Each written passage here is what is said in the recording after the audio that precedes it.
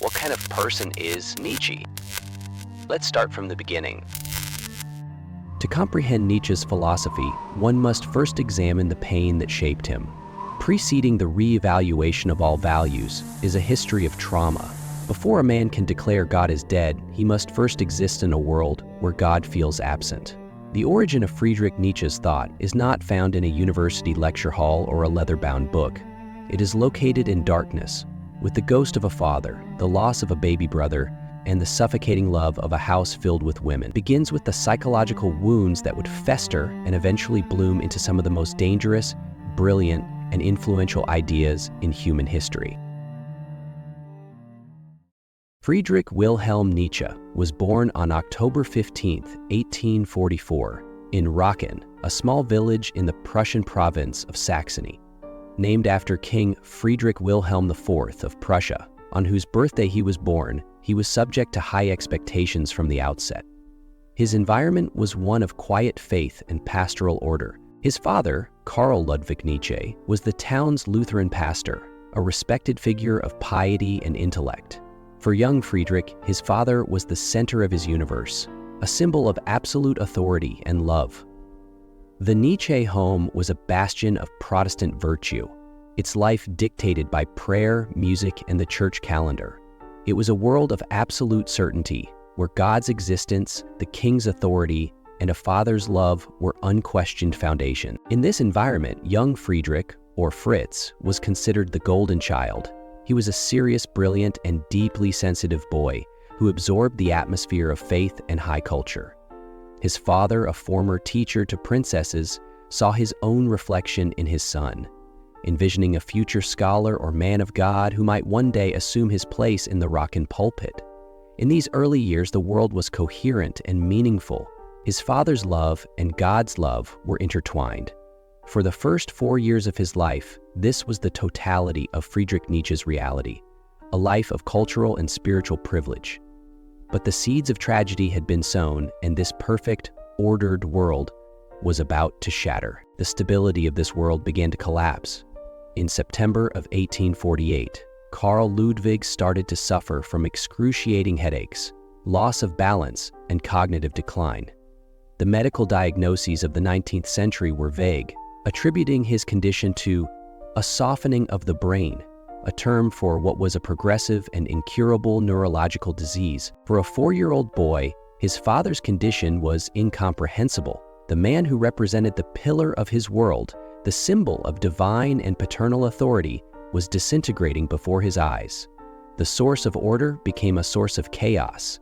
The parsonage, once filled with light, became a house of whispers and desperate prayers. The secure world Fritz had known began to warp. His father, the man he worshipped, experienced violent seizures, mental absences, and agonizing pain.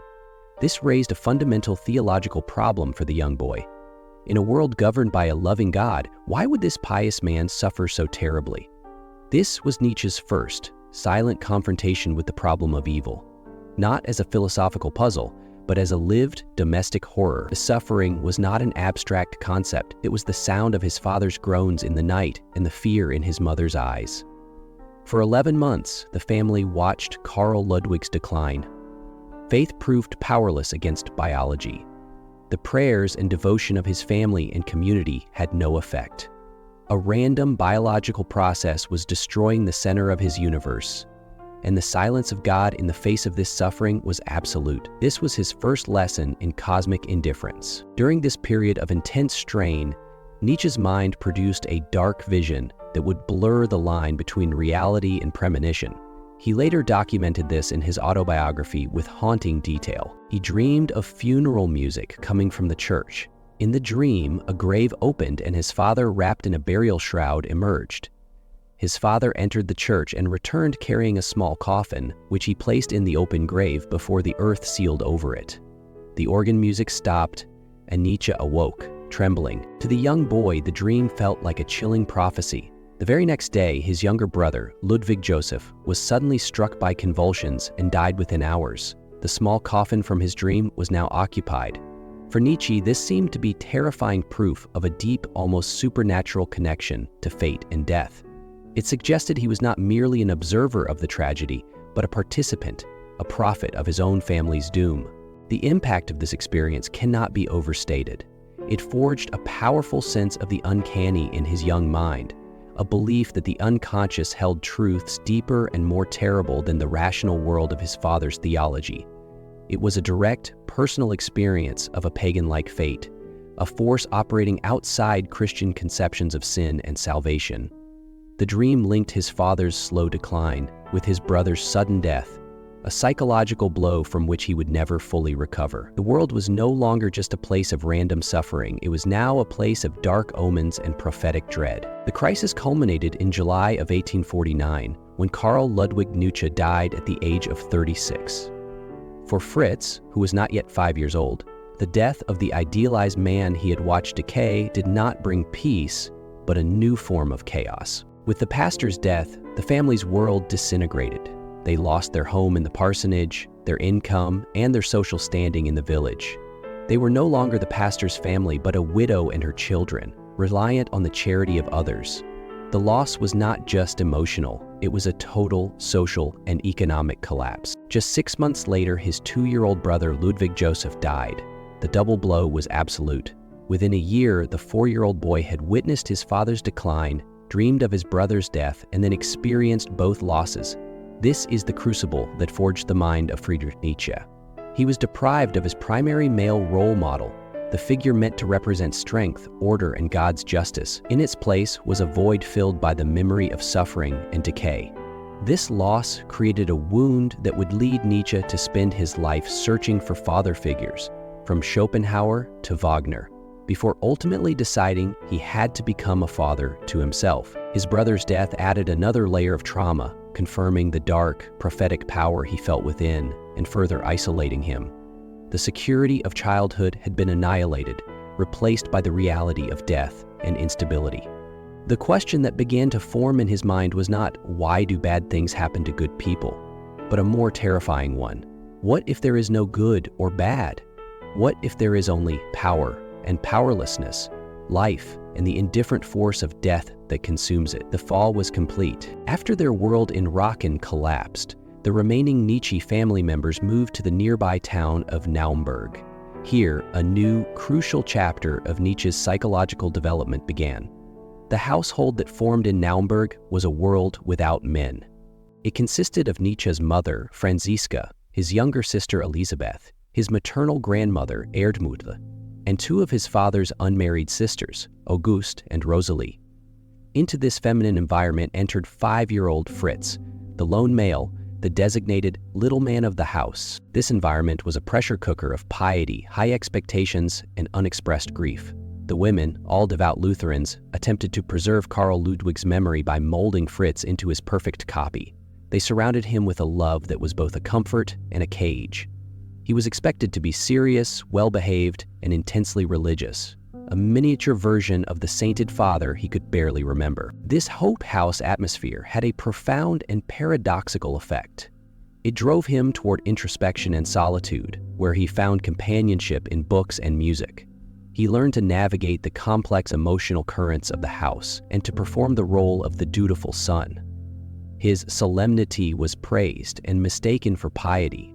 They called him the little pastor, seeing his father's ghost in his serious faith. Conversely, this exclusively female world created a deep tension within him. His only model of masculinity was the idealized, absent ghost of his father, while his reality was the present and often overwhelming world of his female relatives. This sharp divide is crucial for understanding his later philosophy, which is filled with controversial and often contradictory ideas about women. Those ideas were born in that house in Naumburg, forged in the tension between an idealized father and the complex reality of being raised by these loving but powerful women. In the Nuremberg household, young Fritz internalized the expectation to live up to the memory of his lost father. He adopted a persona of almost comical adult seriousness. While other boys played, Nietzsche was known for his slow, deliberate walk and solemn speech. He was exceptionally polite, impeccably dressed, and devoted to his studies. His schoolmates, baffled by this strange child, gave him the nickname, the Little Pastor. The name captured his performance. He was playing the role of the man his family wanted him to be, the father he felt he had to replace. He would preach little sermons to his sister and showed an astonishing early talent for music, improvising dark and sad compositions on the piano, one of his few outlets for his bottled-up emotions. This period demonstrates a key aspect of his psychology, the use of a mask. He learned early to present a carefully constructed facade to the world. The calm, pious exterior hid a storm of grief, confusion, and budding rebellion. This act of self-creation would become a central theme in his philosophy, which questions whether all morality is a kind of performance of inherited roles. His early piety was a genuine attempt to connect with his father through the language of faith, but it was a faith born of loss. He read the Bible with a ferocity that unsettled his family, not just for comfort, but searching for answers. The little pastor was not a happy child. He was a child under immense pressure. This intense self-discipline was his first attempt at what he would later call the will to power. Not the power to dominate others, but the power to master oneself and impose meaning on the chaos of life. A mind as restless as Nietzsche's could not maintain the little pastor persona indefinitely. The first signs of intellectual rebellion appeared when he earned a spot at the prestigious boarding school Self-Transcendence at age 14. Self-Transcendence was a world of intense academic rigor and intellectual combat, a stark contrast to his pious home. Here, Nietzsche excelled in classical philology, the study of ancient Greek and Roman texts. He discovered a world of thought that existed outside the Christian framework that had defined his life. He was captivated by the Greek tragedians and their unflinching examination of suffering, fate, and human greatness in a merciless universe. This worldview felt more authentic to his own experience than the promises of his father's faith. At Self-Transcendence, he formed his first true intellectual friendships, creating an exclusive club called Germania. Here, he could begin to remove the mask of the little pastor and try on new identities: artist, poet, scholar. The internal conflict grew. The boy raised to be a pillar of the church was now reading ancient texts that offered a different, more heroic way of seeing the world. The seeds of doubt, planted by childhood tragedy, were now being watered by pre-Christian wisdom. He began to question the foundations of the morality he'd been taught. His father's death had shown him faith's powerlessness. His upbringing had shown him stifling control. Self-Transcendence gave him the intellectual tools to articulate his feelings.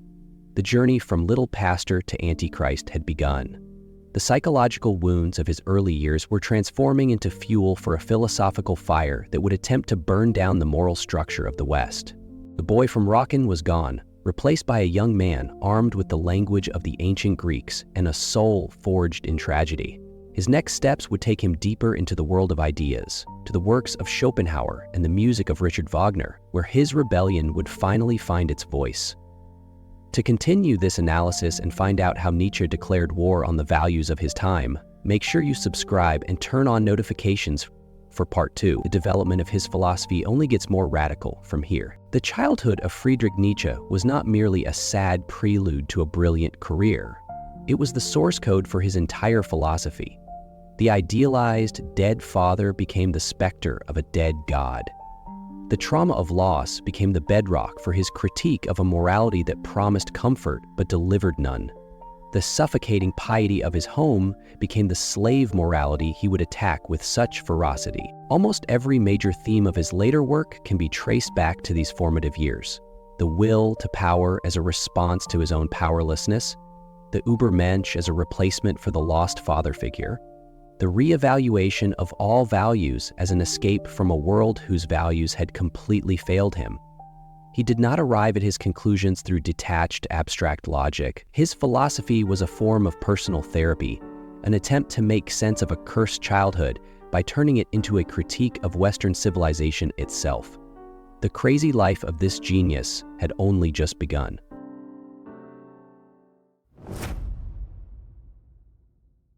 Nietzsche's academic brilliance was impossible to ignore. He won a scholarship to Self-Transcendence, Germany's most demanding and prestigious boarding school, designed to forge the nation's elite. Amidst the strict discipline and crushing curriculum, Nietzsche thrived. He displayed an astonishing gift for classical philology, the study of ancient texts. He didn't just excel, he was born for it. He could debate his classmates in fluent Latin and Greek. At the same time, he was a passionate composer and poet, his mind already wiring together language, music, and grand ideas. After Schopforde, he went to the University of Bonn and then to Leipzig, nominally to study theology and philology. But the path of the little pastor was already fading. He had lost his faith, writing to his sister that if she wanted peace of mind, she should believe. But if she wanted to be a disciple of truth, she must question. Nietzsche chose to question. In Leipzig, his genius became undeniable. Though still a student, he was publishing academic articles that earned the respect of his professors. He was so far ahead of his peers, it was as if he were competing in a different league entirely. His mentor, the renowned philologist Friedrich Ritschl, was stunned by his students' gifts. Ritschl saw Nietzsche not just as a promising scholar, but as a force of nature. In a letter of recommendation that would change Nietzsche's life, Ritschl wrote that his young protege was so brilliant, he will be able to do whatever he wants to do. This was not just praise, it was a prophecy, and it was about to come true in a spectacular way. In 1869, something happened that sent a shockwave through the rigid academic world of Europe. The University of Basel in Switzerland offered Friedrich Nietzsche a full professorship in classical philology. This would have been a tremendous honor for anyone, but Nietzsche's age made it legendary.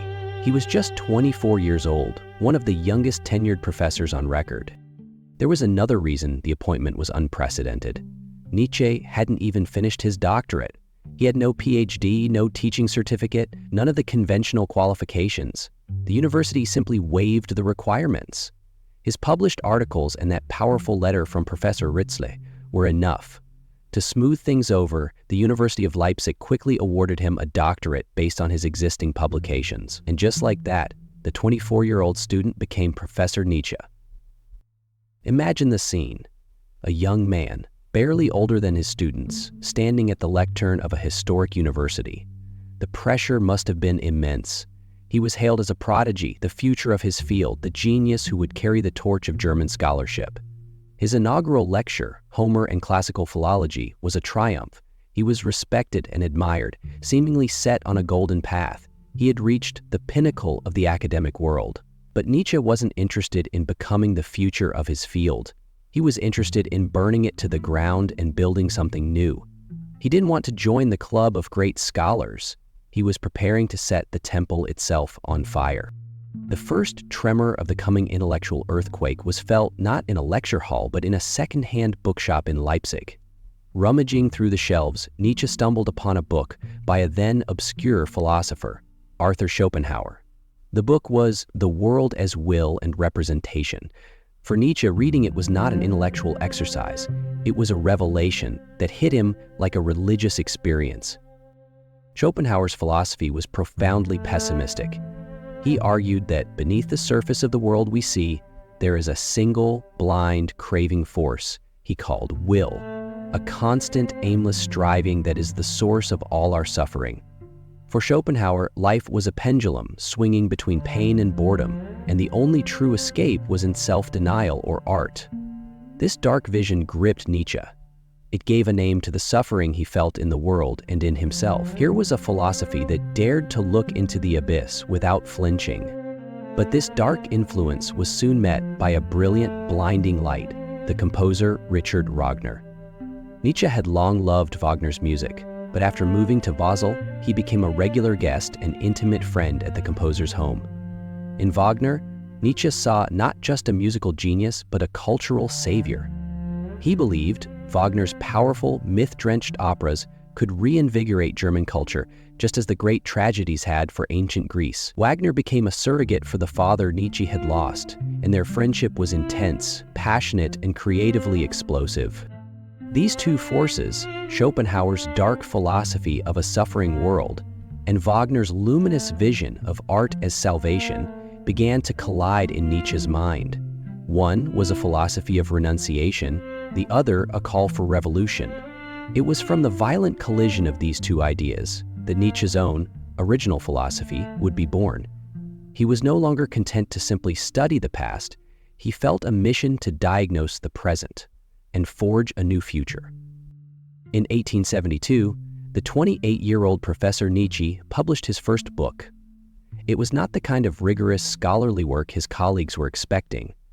It had a strange, poetic, and utterly explosive title, The Birth of Tragedy. The book was not just a departure from academic norms, it was a declaration of war. At its heart was one of the most famous ideas in all of philosophy, the Apollonian and the Dionysian. For Nietzsche, these weren't just two Greek gods, they were fundamental forces of life itself. The Apollonian, named for Apollo, the god of reason and order, is our drive for harmony, logic, and the beautiful illusion. It is the dream world that makes life seem rational and understandable. The Dionysian, named for Dionysus, the god of wine and frenzy, is its terrifying opposite. It is the impulse for ecstasy, emotion, and intoxication. It's the feeling of losing yourself in a crowd, where all boundaries dissolve. In the Dionysian state, you feel the raw, unfiltered truth of existence, a storm of joy and pain, creation and destruction. This truth is both horrific and liberating.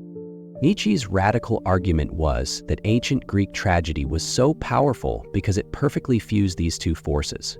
The audience felt the chaotic truth of the world through the wild Dionysian music of the chorus. But this terrible truth was veiled and made beautiful by the orderly, Apollonian world of the plot and characters. This artistic miracle, Nietzsche argued, allowed the Greeks to look into the abyss of a meaningless world and not only endure it, but celebrate it as beautiful. It was a way of saying yes to life with all its terror and glory. The book then audaciously proclaimed that Richard Wagner's music was the modern rebirth of this Dionysian spirit, capable of saving culture from the hollow rationalism that was killing the West. The reaction from the academic world was not just bad, it was a bloodbath. The Birth of Tragedy was seen as an unforgivable betrayal of scholarly principles. Classical philologists were horrified. Nietzsche had mixed his research with wild speculation, poetry, and unabashed hero worship of Wagner. They called it unscientific, self-indulgent, and frankly insane. The most lethal blow came from a brilliant young philologist named Ulrich von Wilamowitz-Moellendorff. He published a merciless review that tore the book's arguments to shreds and called Nietzsche a fraud. The review was a professional execution. It destroyed Nietzsche's academic career overnight. His colleagues in Basel shunned him. His lectures, once packed, were now nearly empty. He was an outcast in the very field he was supposed to lead. The boy wonder had become a pariah. He had thrown his first great punch at the foundations of Western thought, and the establishment had cast him out. He was isolated, his career in ruins. To make matters worse, the chronic health problems that had plagued him for years, excruciating migraines, failing eyesight, and violent stomach pains, intensified, forcing him to take long leaves of absence from the university that no longer felt like home. Nietzsche had sacrificed his entire academic career for a grand vision, that the art of Richard Wagner would save German culture. But what happens when that savior becomes the very thing you despise? What happens when that father figure becomes the ultimate enemy? In the next part, we will dive into one of the most dramatic and painful breakups in intellectual history.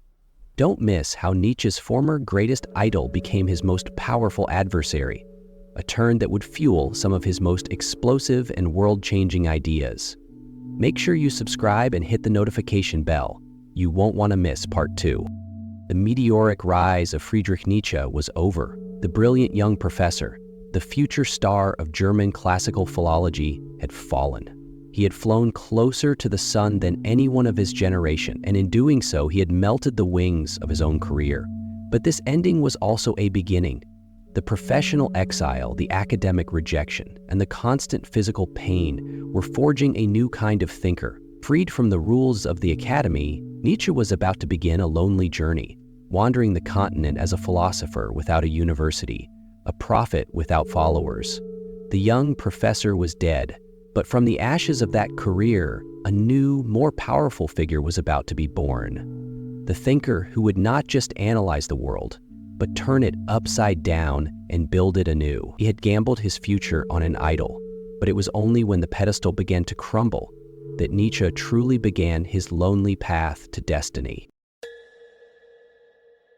The philosopher Friedrich Nietzsche, famous for his declaration that God is dead, once turned the full fire of his intellectual artillery on a man he called sick, a poison, a decadent. This man, he wrote, was a master manipulator, a modern-day Cagliostro, whose art was not a source of health, but the root of a cultural rot. That man was the composer Richard Wagner. What makes this break so shocking and so compelling is that just a few years earlier, Nietzsche's feelings for Wagner went far beyond mere admiration. It was something closer to worship. He saw Wagner as a god, a mentor, and the father figure he had lost as a child. He was a true believer, an apostle, who believed Wagner's music held the key to saving Western civilization. Their friendship was so profound that Wagner himself told Nietzsche, "Strictly speaking, you are the only real gain that life has brought me, second only to my wife in this respect." So, what happened? How did a bond this deep, built on a shared vision for the future of humanity, devolve into one of history's most famous feuds? This isn't just a story of a broken friendship. It's a battle for the soul of art, culture, and the very meaning of what it is to be human, waged between two of the 19th century's greatest titans. It's a story of love, betrayal, and the birth of a terrifying new idea. This is the story of how a mentor became an enemy, and how Friedrich Nietzsche was reborn from the ashes of their friendship. Our story begins not with a fight, but with a meeting of minds. The year is 1868. The place is Leipzig. Friedrich Nietzsche is a brilliant, prodigiously gifted young classical philologist. At just 24, he is about to be made a full professor, an unheard-of promotion. But beneath the academic brilliance, he is still a young man carrying the weight of his past. His father, a pastor, died when he was a boy, and Nietzsche had spent his life searching for a powerful male role model, a father figure who could match his own restless and powerful intellect. And then he met Richard Wagner. Wagner at the time was already a cultural giant. He was a revolutionary composer, a political radical, and a man of incredible personal charisma. And, in a detail that must have felt like fate to Nietzsche, Wagner was the same age his father would have been had he lived. For Nietzsche, the meeting was electric. He would later write, "My first contact with Wagner was also the first time in my life I drew a deep breath. I felt him, I revered him." But this was more than just hero worship. It was a deep intellectual resonance. Both men were obsessed with the philosopher Arthur Schopenhauer. They shared his pessimistic worldview that the world was a place of blind will and constant suffering. But they also believed in Schopenhauer's solution that art, and music in particular, could offer a kind of temporary salvation. Music for Schopenhauer was the highest art form because it didn't deal in ideas. It spoke directly to the raw, fundamental essence of life itself. When Nietzsche listened to Wagner's mythic, powerful operas, he heard Schopenhauer's philosophy brought to life. He saw the salvation of culture. He believed his own era was dominated by a dry, sterile intellectualism, what he would later call the Socratic worldview. Wagner's music was the antidote. It was a force of nature that brought back the dark, chaotic, passionate truths of life that modern existence tried to suppress. This idea became the core of Nietzsche's first book, The Birth of Tragedy, published in 1872. On the surface, it was a radical rereading of ancient Greek culture, but underneath, it was a total love letter to Richard Wagner. In it, Nietzsche introduces his famous concepts of the Apollonian and the Dionysian. The Apollonian represents the world of order, reason, and dreams. The Dionysian represents the world of chaos, intoxication, and primal suffering. The genius of Greek tragedy, Nietzsche argued, was that it perfectly balanced these two forces. It took the terrifying truths of the Dionysian and gave them beautiful, comprehensible Apollonian form. And who was the only person in the modern world capable of this cultural miracle? Richard Wagner. His operas, Nietzsche declared, were the second coming of tragedy. By dedicating the book to Wagner, Nietzsche essentially crowned him the savior of European culture. Wagner, naturally, was ecstatic. He had finally found an intellectual champion who could put a philosophical stamp on his artistic revolution, and Nietzsche had found his cause. And his father, their bond was sealed. They spent countless hours together at Wagner's home in Tribschen, Switzerland, which Nietzsche would later recall as the happiest days of his life. He was no longer just a fan. He was an inner circle member, a confidant to both Richard and his formidable wife, Cosima. Their plans were monumental. Wagner dreamed of building a new kind of temple for his art, a festival theater in a town called Bayreuth, free from the commercialism of normal opera houses. And Nietzsche, his brilliant apostle, would help build the intellectual case for it. He was the project's philosophical standard-bearer. Their friendship was at its zenith, a seemingly unbreakable, sacred bond, and yet, the very project that was meant to be their joint monument would become the stage for their relationship's dramatic collapse. The dream of Bayreuth was supposed to create a new Athens, a place where art would be a sacred, unifying force for the German people. For years, this vision drove them both. Nietzsche even published a glowing essay, Richard Wagner in Bayreuth, to coincide with the opening of the first festival in 1876. On paper, it was all praise, but behind the scenes, Nietzsche's faith was already beginning to crumble. The problems began when the dream collided with reality. Building the theater, the Festspielhaus, was incredibly expensive. To raise the money, Wagner the revolutionary had to become Wagner the fundraiser. He had to cater to the very people Nietzsche was beginning to despise, the wealthy elite of the new German Empire. This led to the first major problem, nationalism. Nietzsche wanted Wagner's art to create a higher European culture. But Wagner, desperate for funding, wrapped himself ever more tightly in the German flag. His art began to feel less like a rebirth of Greek tragedy and more like a PR campaign for German imperial power. Worse, this nationalism was tangled up with Wagner's vicious anti-Semitism. Wagner's early essay, Judaism in Music, was bad enough, but now his inner circle at Bayreuth was filled with prominent anti-Semites. This was horrifying to Nietzsche.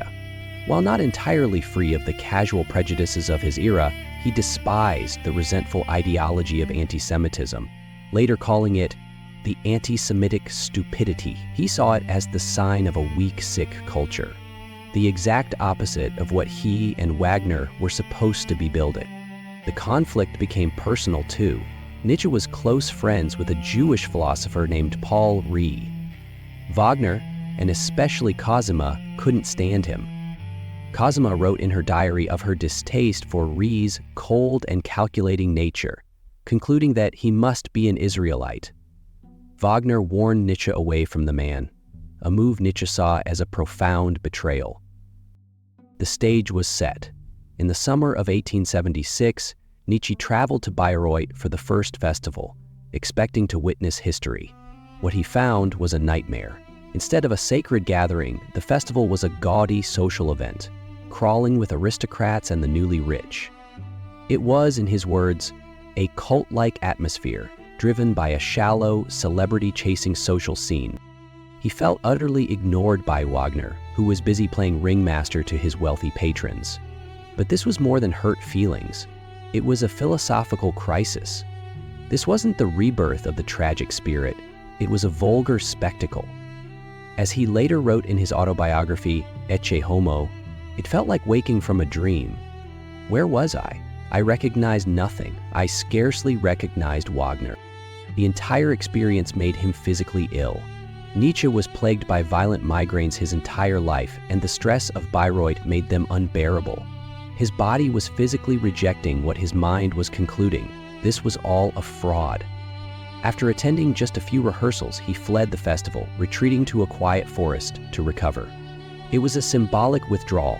He had seen his idol's dream up close, and it had betrayed everything they stood for. He saw Wagner one last time that autumn in Sorrento, Italy. But the magic was gone. The worship had turned to ash. Nietzsche was no longer a believer. He was beginning to forge his own voice in the fires of this great disappointment. The hero had fallen, and Nietzsche knew he had to make a clean break. The flight from Bayreuth wasn't just a retreat, it was an intellectual prison break. In the solitude that followed, Nietzsche began to build a new philosophy, one that stood in direct opposition to everything Wagner now represented. He made the break official in 1878 with a book called Human, All Too Human, a book for free spirits. The book was a declaration of war. If The Birth of Tragedy was his love letter to Wagner, Human, All Too Human was his divorce decree. The style itself was a slap in the face. Gone was the romantic, grand prose. In its place were cool, sharp, scientific aphorisms. And he dedicated the book to Voltaire, the great rationalist of the French Enlightenment, a choice perfectly calculated to enrage the German nationalist Wagner. Wagner isn't even mentioned by name, but the entire book is a precision-guided missile. It attacks the very ideas Wagner had built his life on: the myth of genius, the search for metaphysical truth, the redemptive power of art. For the new Nietzsche, these were all just human, all too human illusions. A copy was sent to Wagner. The message could not have been clearer. The friendship was over. By some accounts, Wagner was so enraged that he wrote to Nietzsche's doctor, suggesting his new philosophy was a symptom of mental illness caused by sexual perversion. A cruel, personal attack disguised as concern. Nietzsche, for his part, felt a huge sense of relief. He felt he had escaped a suffocating influence and could finally become himself. For the few years Wagner remained alive, Nietzsche's attacks were indirect. But after Wagner's death in 1883, the gloves came off. In 1888, his last sane year before his mental collapse, Nietzsche published a series of blistering attacks on Wagner. The most famous was The Case of Wagner. Here, the assault is direct and merciless.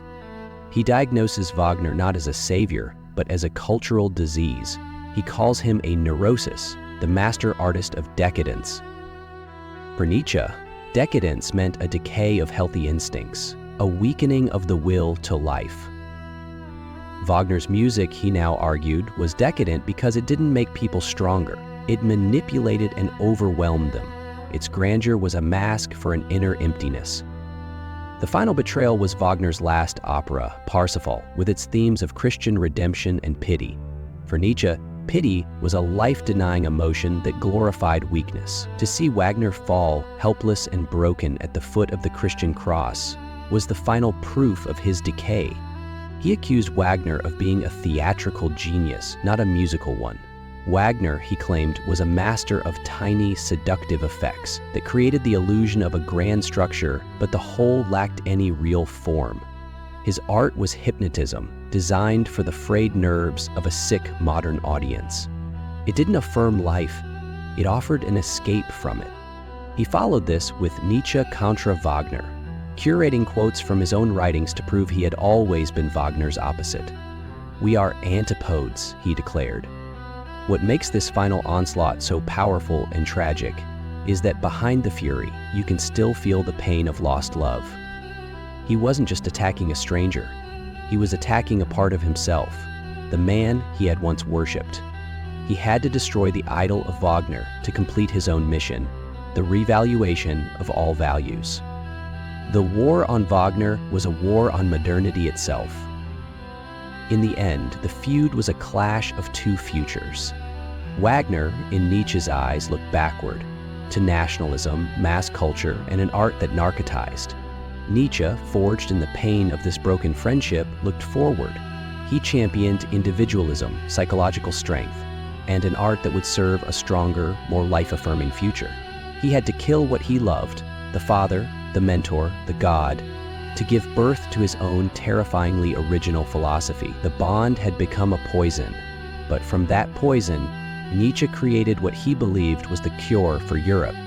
This story is a brutal look at what happens when ideas, art, and friendship collide. It asks a huge question: what is the cost of finding your own voice, especially when it means turning against someone you love?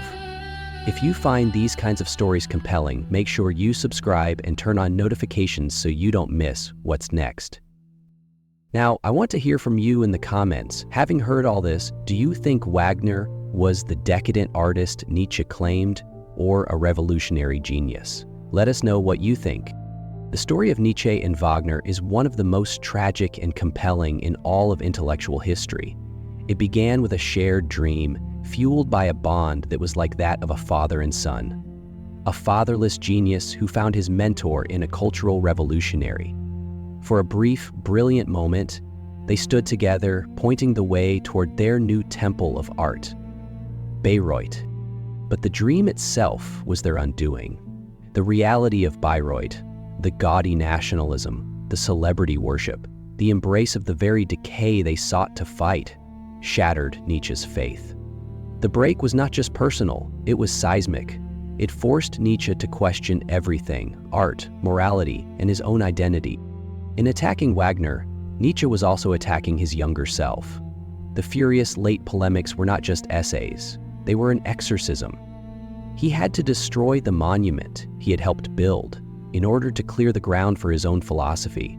It was on the ashes of that brotherhood that the Nietzsche we know today, the philosopher of the Übermensch and the will to power, was born in his lonely prophetic voice. Ultimately, their story is a powerful reminder that our greatest enemies can be the ones we once loved most. The break with Wagner was perhaps the single most important event of Nietzsche's life. It was the crucible of disappointment in which his mature thought was forged. He lost a father, but he found himself. And in the process, he gave the world a philosophy that continues to challenge and inspire us more than a century later. Nietzsche's break with Wagner was a critical turning point in his intellectual life. Wagner's operas were once seen by Nietzsche as the modern embodiment of his Dionysian spirit theory, but as Wagner turned toward Christian-style pity and narrow-minded German nationalism, Nietzsche's philosophical hopes were shattered. This break was not just the end of a personal relationship, it symbolized Nietzsche's systematic severing from his intellectual roots, including Romanticism, German academia, and the entire Western philosophical tradition. So, after parting ways with Wagner, what more radical path did this thinker embark upon? How, in his solitary exploration, did he construct the profound ideas that would subvert the history of philosophy? This episode will focus on Nietzsche's wandering years, after resigning from his professorship, analyzing the intellectual output and living conditions of his creative peak, and finally exploring the complex causes behind the tragic event of his mental collapse. The stable position of a tenured professor gradually became a restraint on Nietzsche's increasingly radical system of thought. At the same time, his health continued to deteriorate. Throughout his life, Nietzsche was plagued by multiple ailments, including severe migraines that left him unable to bear light for days, serious digestive problems, and declining eyesight, all of which made the process of reading and writing extremely painful. While his persistent physical suffering was a significant factor, the development of his philosophical thought was the root cause of his profound conflict with the world around him. His friendship with Wagner soured due to ideological differences. Nietzsche grew increasingly critical of the Christian sentiment of pity and German nationalism reflected in Wagner's works, two ideas that were central targets of Nietzsche's philosophy. This break was not just a falling out between friends. It represented his complete severance from the German Romantic culture he had once revered. Thus, in 1879, influenced by both his deteriorating health and his changing ideas, the 34-year-old Nietzsche made a decision that would define the course of his life. He resigned from his professorship at the University of Basel. Surviving on a meager pension, he bid farewell to a stable professional career. This was the end of his traditional academic path, but also the radical beginning of a new intellectual phase. He became a stateless wanderer, unbound by any institution. He was about to begin a 10-year journey into the wilderness, a period of extreme loneliness that paradoxically would also become the most creatively fertile decade of his life. For the next decade, from 1879 until his mental collapse in 1889, Nietzsche began a nomadic existence across Europe. He moved between cheap lodgings in Italy, Switzerland, and France, chasing a suitable climate, hoping the mountain air of Sils Maria in the summer and the mild winters of Genoa and Turin could alleviate his illnesses. His loneliness was absolute.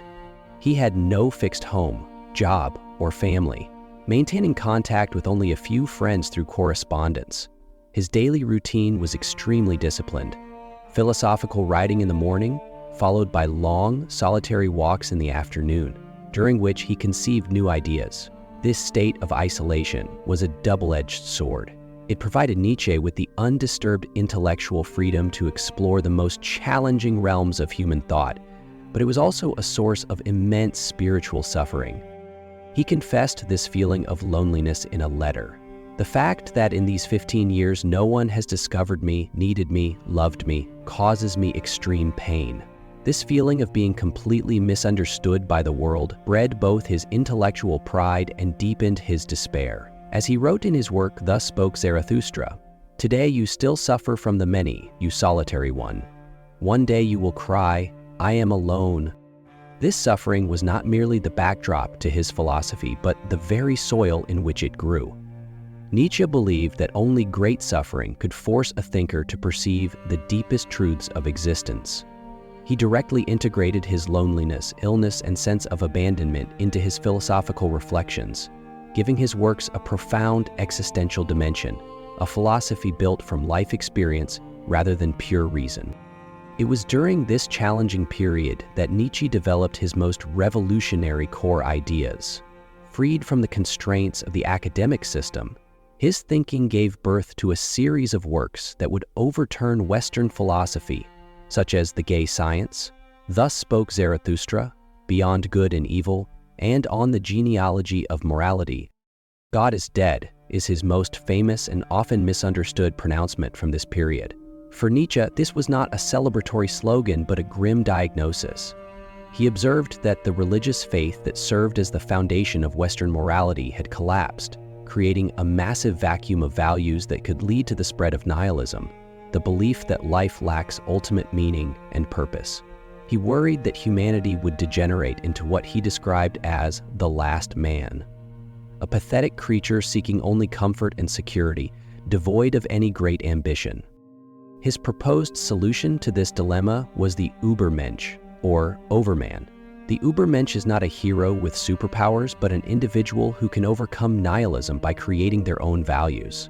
This individual is capable of embracing the totality of life, including its joys and sorrows. They live with what Nietzsche called amor fati, love of fate, accepting every detail of their existence and willingly reliving the exact same life an infinite number of times. This concept of eternal recurrence became Nietzsche's ultimate thought experiment.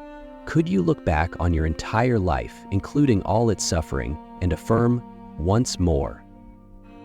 This was not just theoretical construction, but a philosophy of life he tried to practice himself. He attempted to find meaning in his own suffering, practicing what he called love of fate. He wrote, "The discipline of suffering, of great suffering, do you not know that it is this discipline alone that has created every elevation of mankind hitherto?" He believed that one must use suffering as a tool to sculpt oneself and become a more profound being. By the late 1880s, the long-term strain of loneliness and illness began to take a visible toll on Nietzsche's mental state. The line between his philosophical thinking and his personal psychological condition became blurred. 1888 was his last year of high productivity, marked by an astonishing, almost manic burst of creativity. In just a few months, he completed 5 books, including the polemical The Case of Wagner, the critical Twilight of the Idols, and the highly autobiographical Ecce Homo. The chapter titles in Ecce Homo, such as Why I Am So Wise, Why I Am So Clever, and Why I Write Such Good Books, clearly reflect his mental state at the time. The work is brilliant but also reveals a psychological state bordering on megalomania, which can be interpreted as a desperate response to his long-standing lack of academic recognition. He seemed to feel that his life's work was complete and also sensed that his time was running out. As he had written years earlier in a letter with startling prescience, "A premonition flashes through my mind that I am in fact leading a very dangerous life, for I am one of those machines that might explode." In the final months of 1888, while living in Turin, his behavior grew increasingly erratic. By his own account, he had to suppress intense feelings of ecstasy on the streets. His landlord reported that he would play the piano frantically and sing loudly. The letters he sent to friends also became bizarre. He began signing them with names like Dionysus or the Crucified, comparing himself to a god and a martyr. These were signs that his mental state was on the brink of collapse. On January 3, 1889, Nietzsche suffered a mental collapse in a piazza in Turin. The most widely circulated story about the immediate cause is the Turin horse incident. It is said that he witnessed a coachman brutally whipping a horse, ran to it, threw his arms around its neck, and sobbed before collapsing to the ground. It must be clarified that concrete historical evidence for this event is lacking. Its description is primarily based on secondhand accounts that emerged long after the fact. Many scholars believe the story is more mythological, possibly influenced by a similar scene in Dostoevsky's novel Crime and Punishment. Regardless of the event's authenticity, it has become a powerful symbol, the philosopher, famous for his critique of pity, ultimately broken by an overwhelming wave of compassion, completely detaching from reality. After police found him causing a disturbance in the square, they took him home. In the following days, he descended into a state of complete mental derangement. His friend Franz Overbeck, after receiving an incoherent letter, rushed from Switzerland and found Nietzsche completely lost. Overbeck described that while Nietzsche could still recognize others, he knew nothing of himself. At only 44 years old, Friedrich Nietzsche's creative life came to an abrupt end. One of the most influential philosophical voices of the 19th century fell silent. He lived for another 11 years, but only as a shell of his former mind. From 1889 until his death in 1900, Nietzsche spent the last 11 years of his life in a state of mental vacancy. After a brief treatment in a mental asylum, he was first cared for by his mother and later by his sister, Elisabeth Forster Nietzsche. He was almost entirely unresponsive, spending most of his time in a silent stare. The great mind that had once wrestled with the fate of humanity could no longer care for himself. Herein lies a profound irony. Just as Nietzsche himself disappeared from the intellectual world, his fame began to explode across Europe. His once ignored books were now being fervently discussed everywhere. However, the establishment of this reputation was largely manipulated by the heir to his legacy, his sister Elisabeth, at the cost of distorting his ideas. Elisabeth was a staunch German nationalist and anti-Semite, whose political positions were precisely what Nietzsche himself despised and criticized. After gaining control of Nietzsche's unpublished notes and manuscripts, she began to select and edit these materials according to her own ideology. She pieced together fragments of Nietzsche's notes, published them under the title The Will to Power, and presented it as Nietzsche's planned final magnum opus. This was a deliberate misrepresentation which, through selective arrangement, made Nietzsche appear to be a forerunner of fascism. She has been accused of forging letters and unquestionably promoted a distorted version of his thought, allowing concepts like the Übermensch to be used to cater to the rising tide of nationalism in Germany. It was this manipulated legacy that was later exploited by the Nazi Party, twisting Nietzsche's philosophy into a tool to justify its crimes. For a philosopher who spent his life criticizing nationalism, herd mentality, and anti-Semitism, this constituted the most tragic distortion of his intellectual heritage. While the real Nietzsche lived out his final years quietly in a villa in Weimar, his name was being molded into a symbol of everything he had opposed. He died in August 1900, completely unaware of the hijacking of his thought. What exactly caused Nietzsche's mental collapse? This question has been debated in scholarly circles for over a century, with no single answer. For a long time, the most popular diagnosis was neurosyphilis, a theory suggesting Nietzsche contracted the disease in his youth, and the virus lay dormant for decades before finally attacking his brain. In recent years, however, many scholars have questioned this diagnosis, arguing that his symptoms, especially the suddenness of his breakdown, do not perfectly match the typical progression of syphilis. Other theories have been proposed, such as a slow-growing brain tumor, which might explain his chronic headaches and final mental collapse. Some point to a hereditary brain disorder, as his father also died early from a brain ailment. Additionally, severe bipolar disorder has been considered a possible cause. The truth is, we may never have a definitive medical conclusion. Behind the medical controversy lies a deeper philosophical question. Did Nietzsche's own philosophy lead to his breakdown? Was his collapse the inevitable outcome of a mind that gazed too long into the abyss? Some analysis suggests his breakdown was not just a medical event, but also possessed an ultimate philosophical significance. That moment of embracing the whip horse, whether real or not, seems to symbolize a tragic confrontation with his own philosophy, a moment where a philosophy critical of pity crumbled under the impact of pure human compassion. He used his own life as a thought experiment, challenging the limits of what the human spirit could endure. One possible explanation is that the burden of this experiment ultimately exceeded what an individual could bear. The life of Friedrich Nietzsche presents a stunning paradox. He was a philosopher who advocated for health, but was tormented by illness his entire life. He was a philosopher who preached strength, but was broken by his own fragility.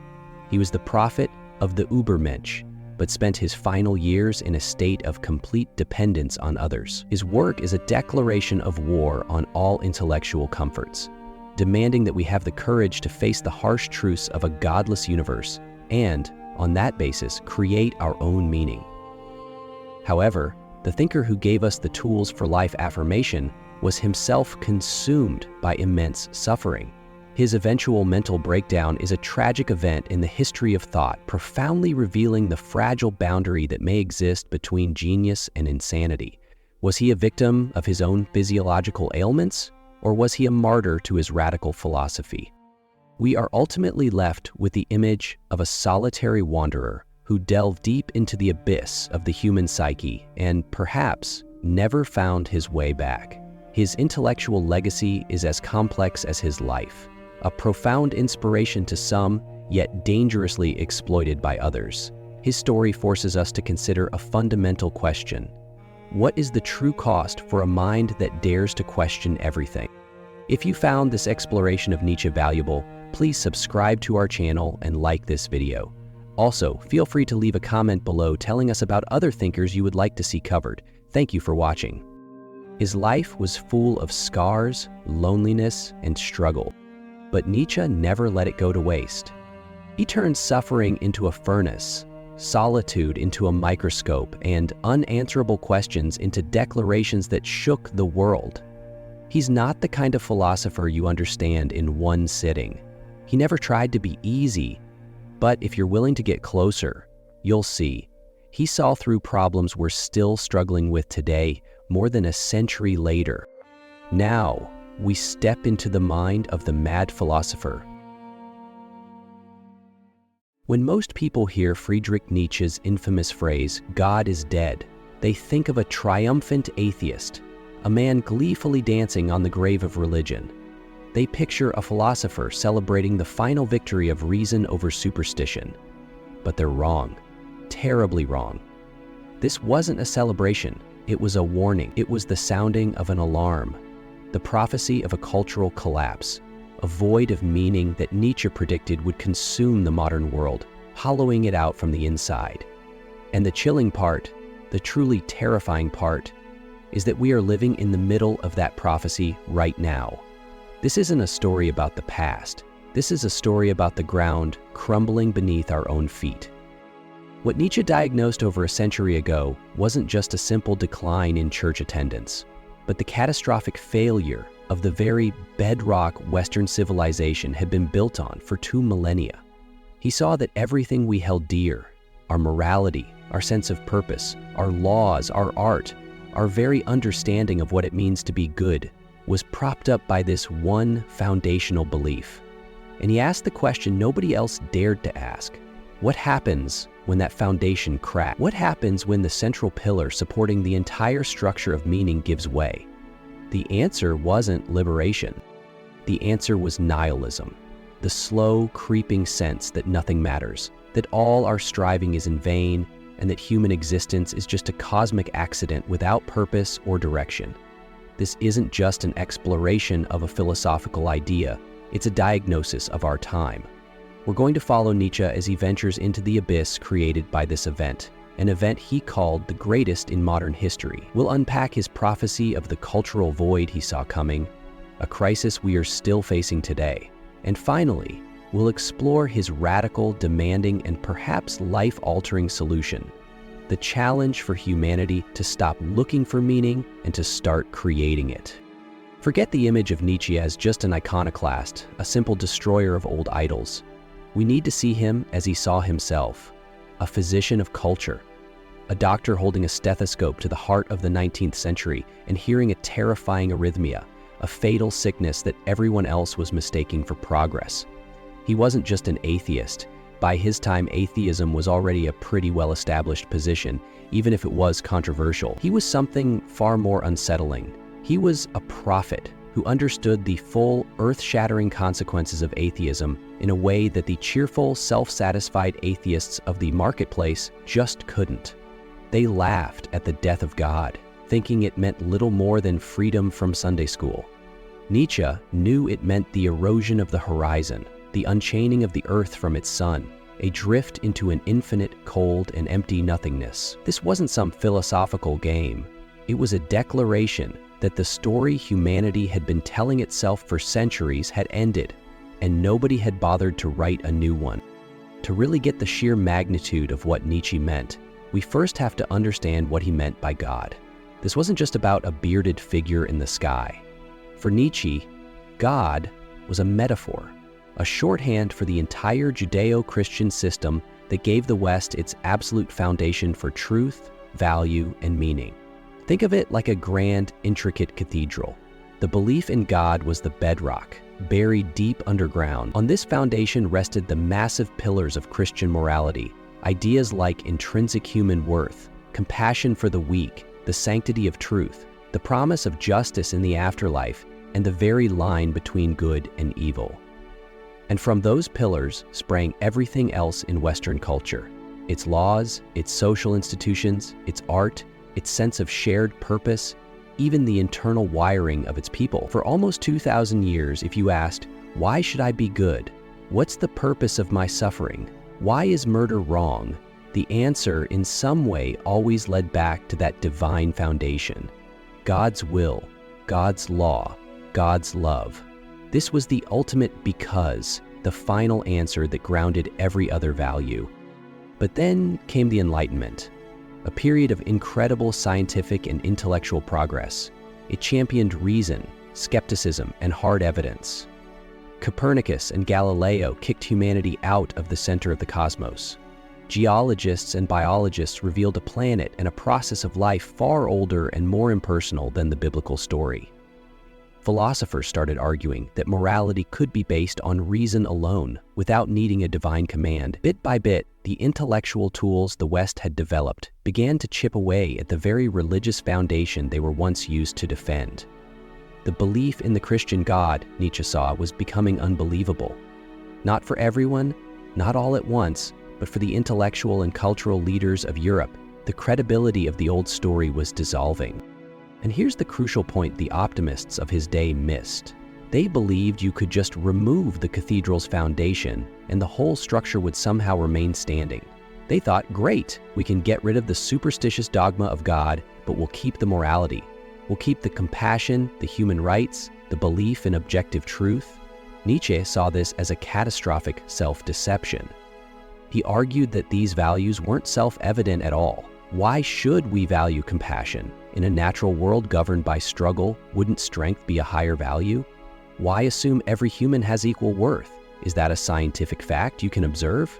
No, these were Christian values, inherited and secularized, but they were completely dependent on the Christian faith they now denied. To give up faith in God, Nietzsche warned, was to pull the rug of Christian morality out from under your own feet. He saw the people of his time as living on fumes, going through the motions of a morality whose justification they no longer really believed in. They were like people following the rules of a game whose rulebook they tossed in the fire. They still acted as if good and evil were cosmic constants, but the cosmos they now believed in, a universe of blind physical forces, had no place for those concepts. This created a profound civilization-wide hypocrisy, a society preaching a morality of meekness and charity while chasing power, wealth, and national glory with more ferocity than ever before. Nietzsche's critique went even deeper. He argued that this inherited morality, which he famously called slave morality, wasn't just baseless without God, it was actively harmful. He believed it was a value system created by the weak, the oppressed, and the resentful to hold back the strong.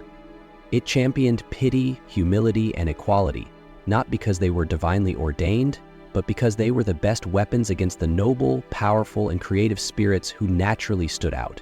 It was a morality that celebrated tameness and mediocrity, producing what Nietzsche called the last man, a creature of pure comfort and security, with no passion, no striving, no greatness.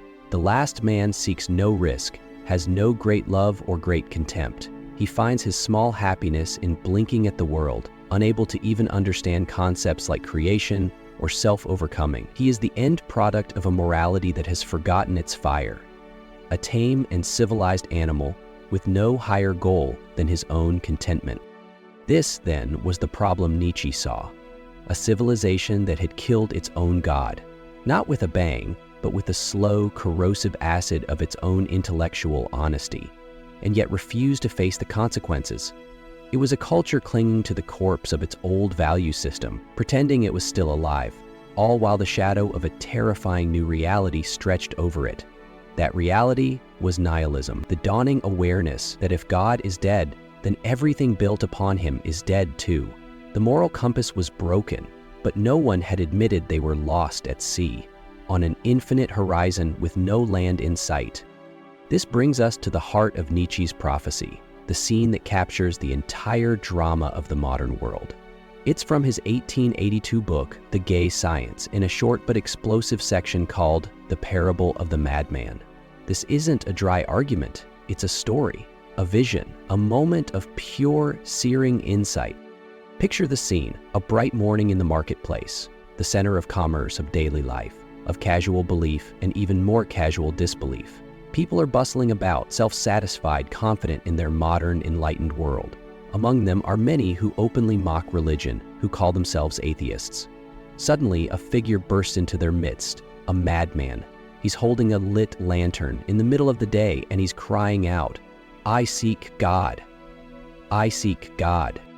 The crowd erupts in laughter. They're not believers. They are the very people who have discarded God. Their reaction is pure ridicule. Has he got lost? One sneers. Did he lose his way like a child? Another jests. Or is he hiding? Is he afraid of us? Has he gone on a voyage? Emigrated? They treat the search for God as a joke. They embody the shallow atheism that Nietzsche despised. The idea that God's absence is a simple fact, with no real consequences, like finding out unicorns don't exist.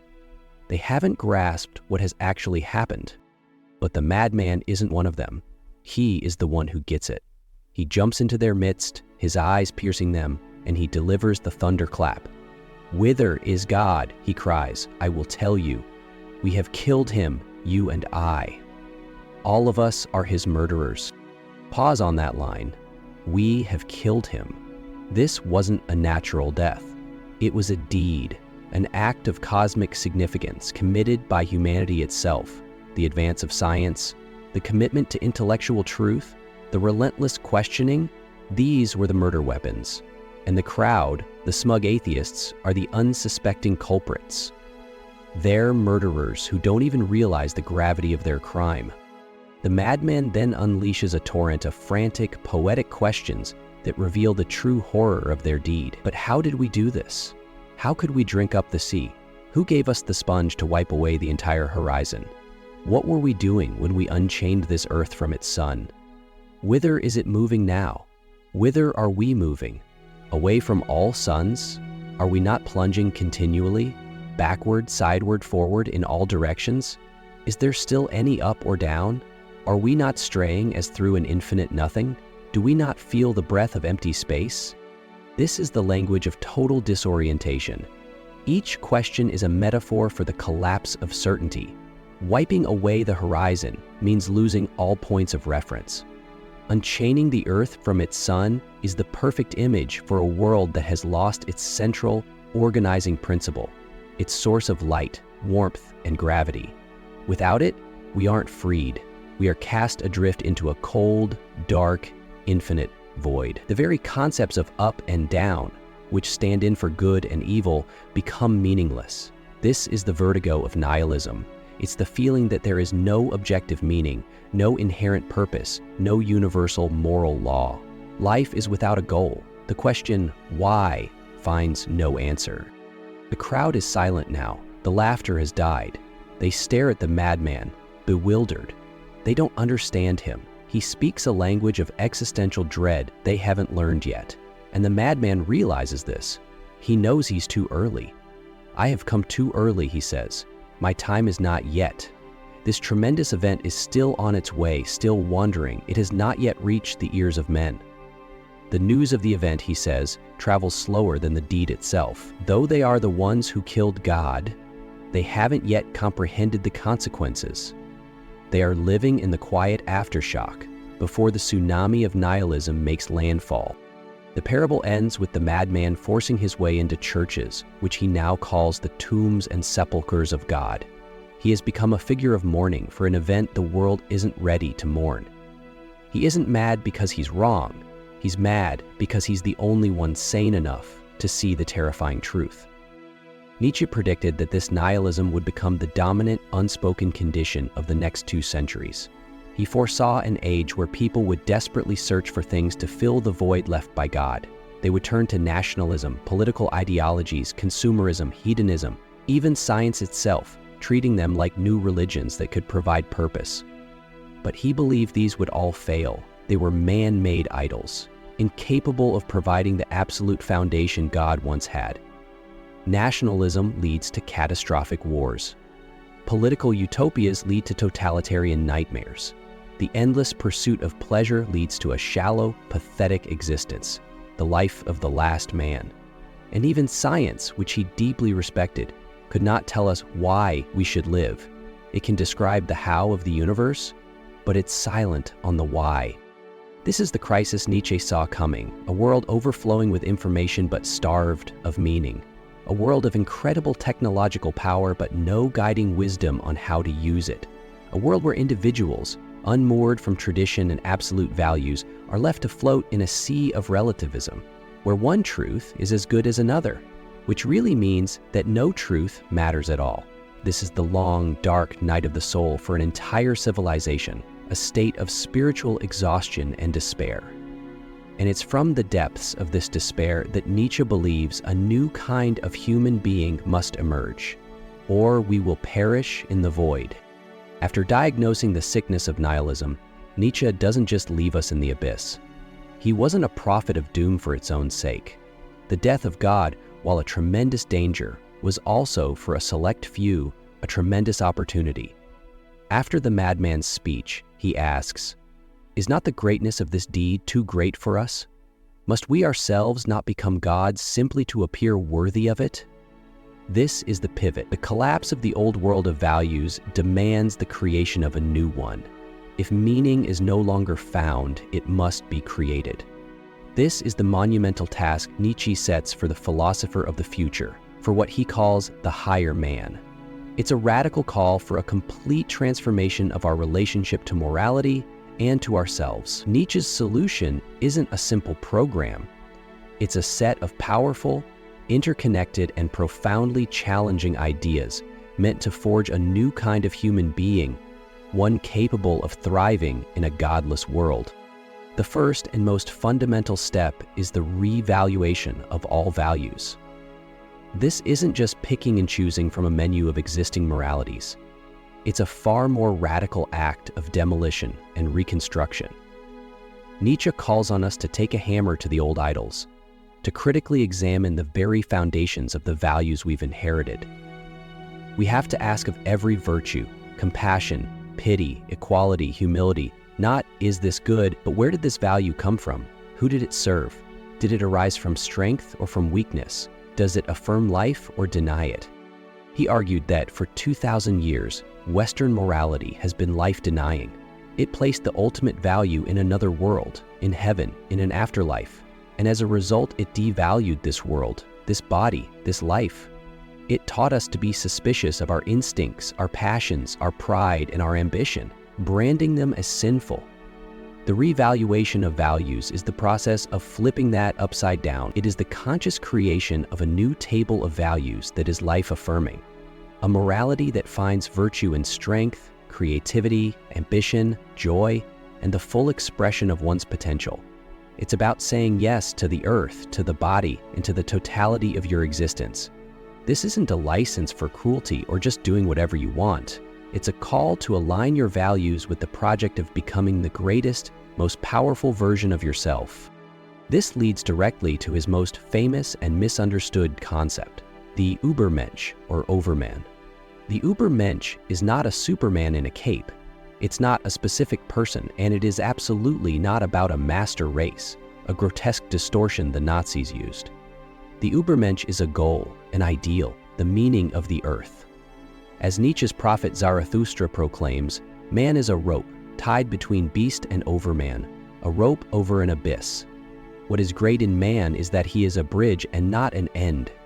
The Übermensch is the next stage of human development, a being who has overcome the human, all too human nature of mediocrity, herd morality, and nihilistic despair. The Übermensch is the person who has successfully revalued their values. They don't look to an external authority, not God, not the state, not society, for their moral code. They become their own source of value. They are a creator, a legislator of their own meaning. They embrace the fundamental engine of life, which Nietzsche called the will to power. Again, this is not the crude desire to dominate others. The will to power is the innate drive in everything to grow, expand, overcome obstacles, and express its fundamental strength. A tree growing towards the sun, an artist wrestling with their material, a philosopher struggling towards a new idea, these are all the will to power. The Übermensch channels this will not into dominating others, but into the relentless project of self-mastery and self-overcoming. They take the chaos of their passions and circumstances and stylize them, forging them into a coherent, beautiful, and powerful whole. They treat their own life as a work of art. To help with this monumental task of self-creation, Nietzsche offers two powerful psychological tools, two thought experiments designed to build a state of supreme life affirmation.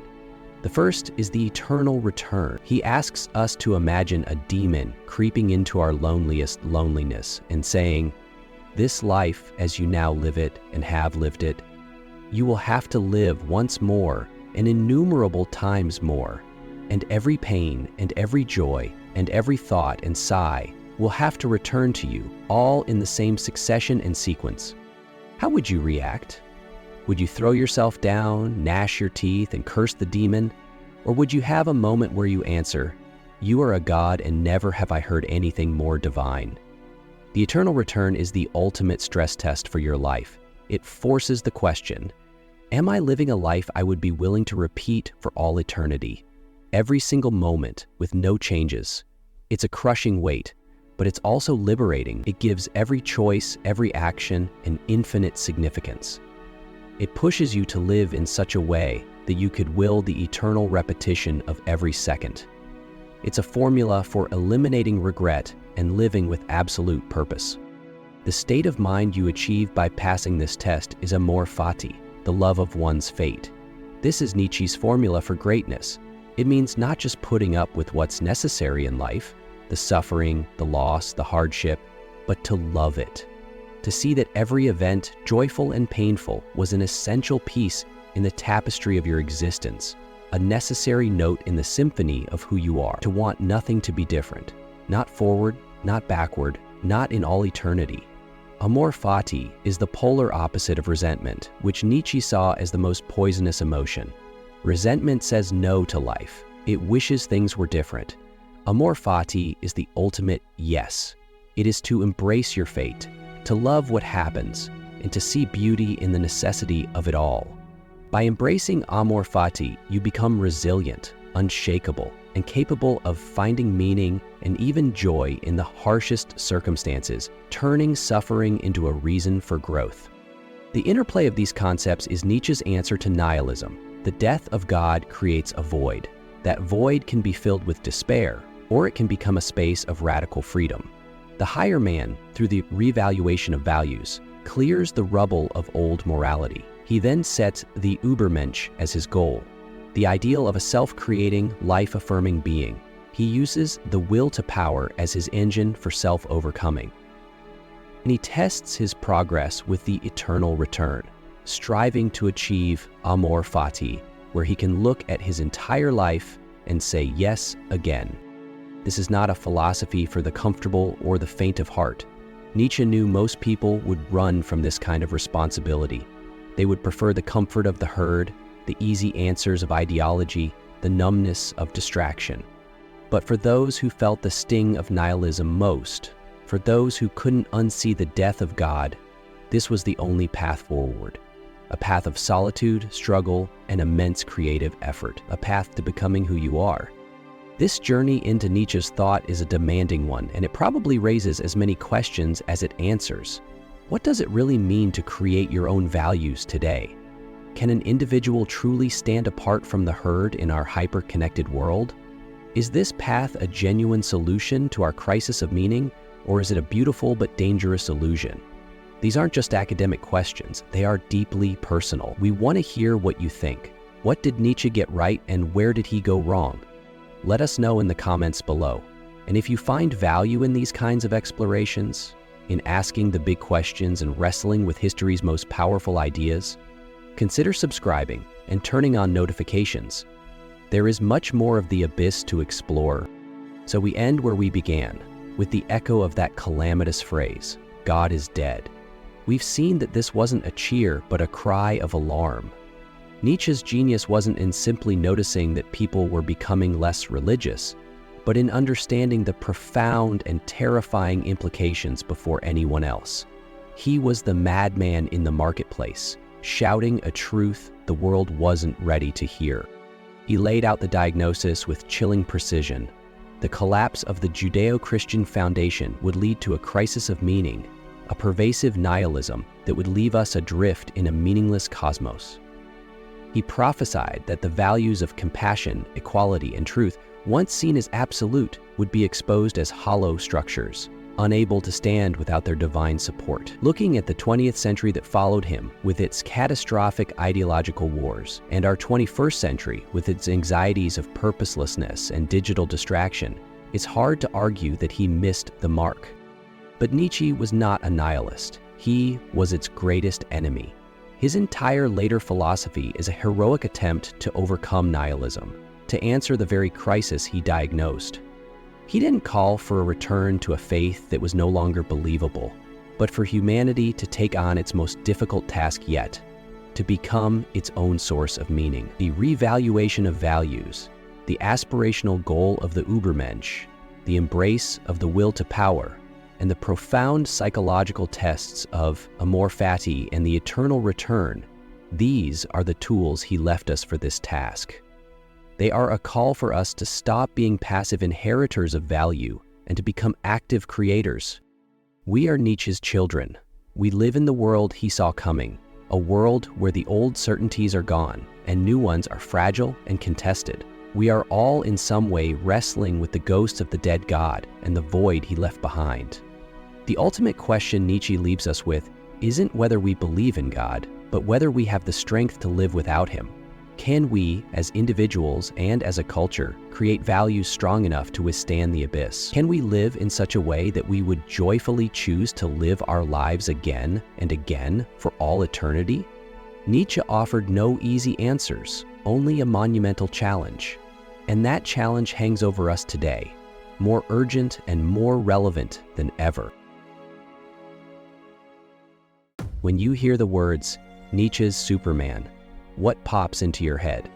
For a lot of people, it's a chilling image, the blonde-haired, blue-eyed Aryan, a symbol of a master race, an idea twisted to justify the horrors of Nazi ideology.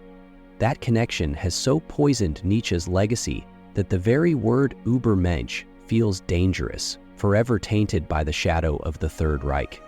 It's a powerful and deeply disturbing image. But what if that interpretation is a devastating lie?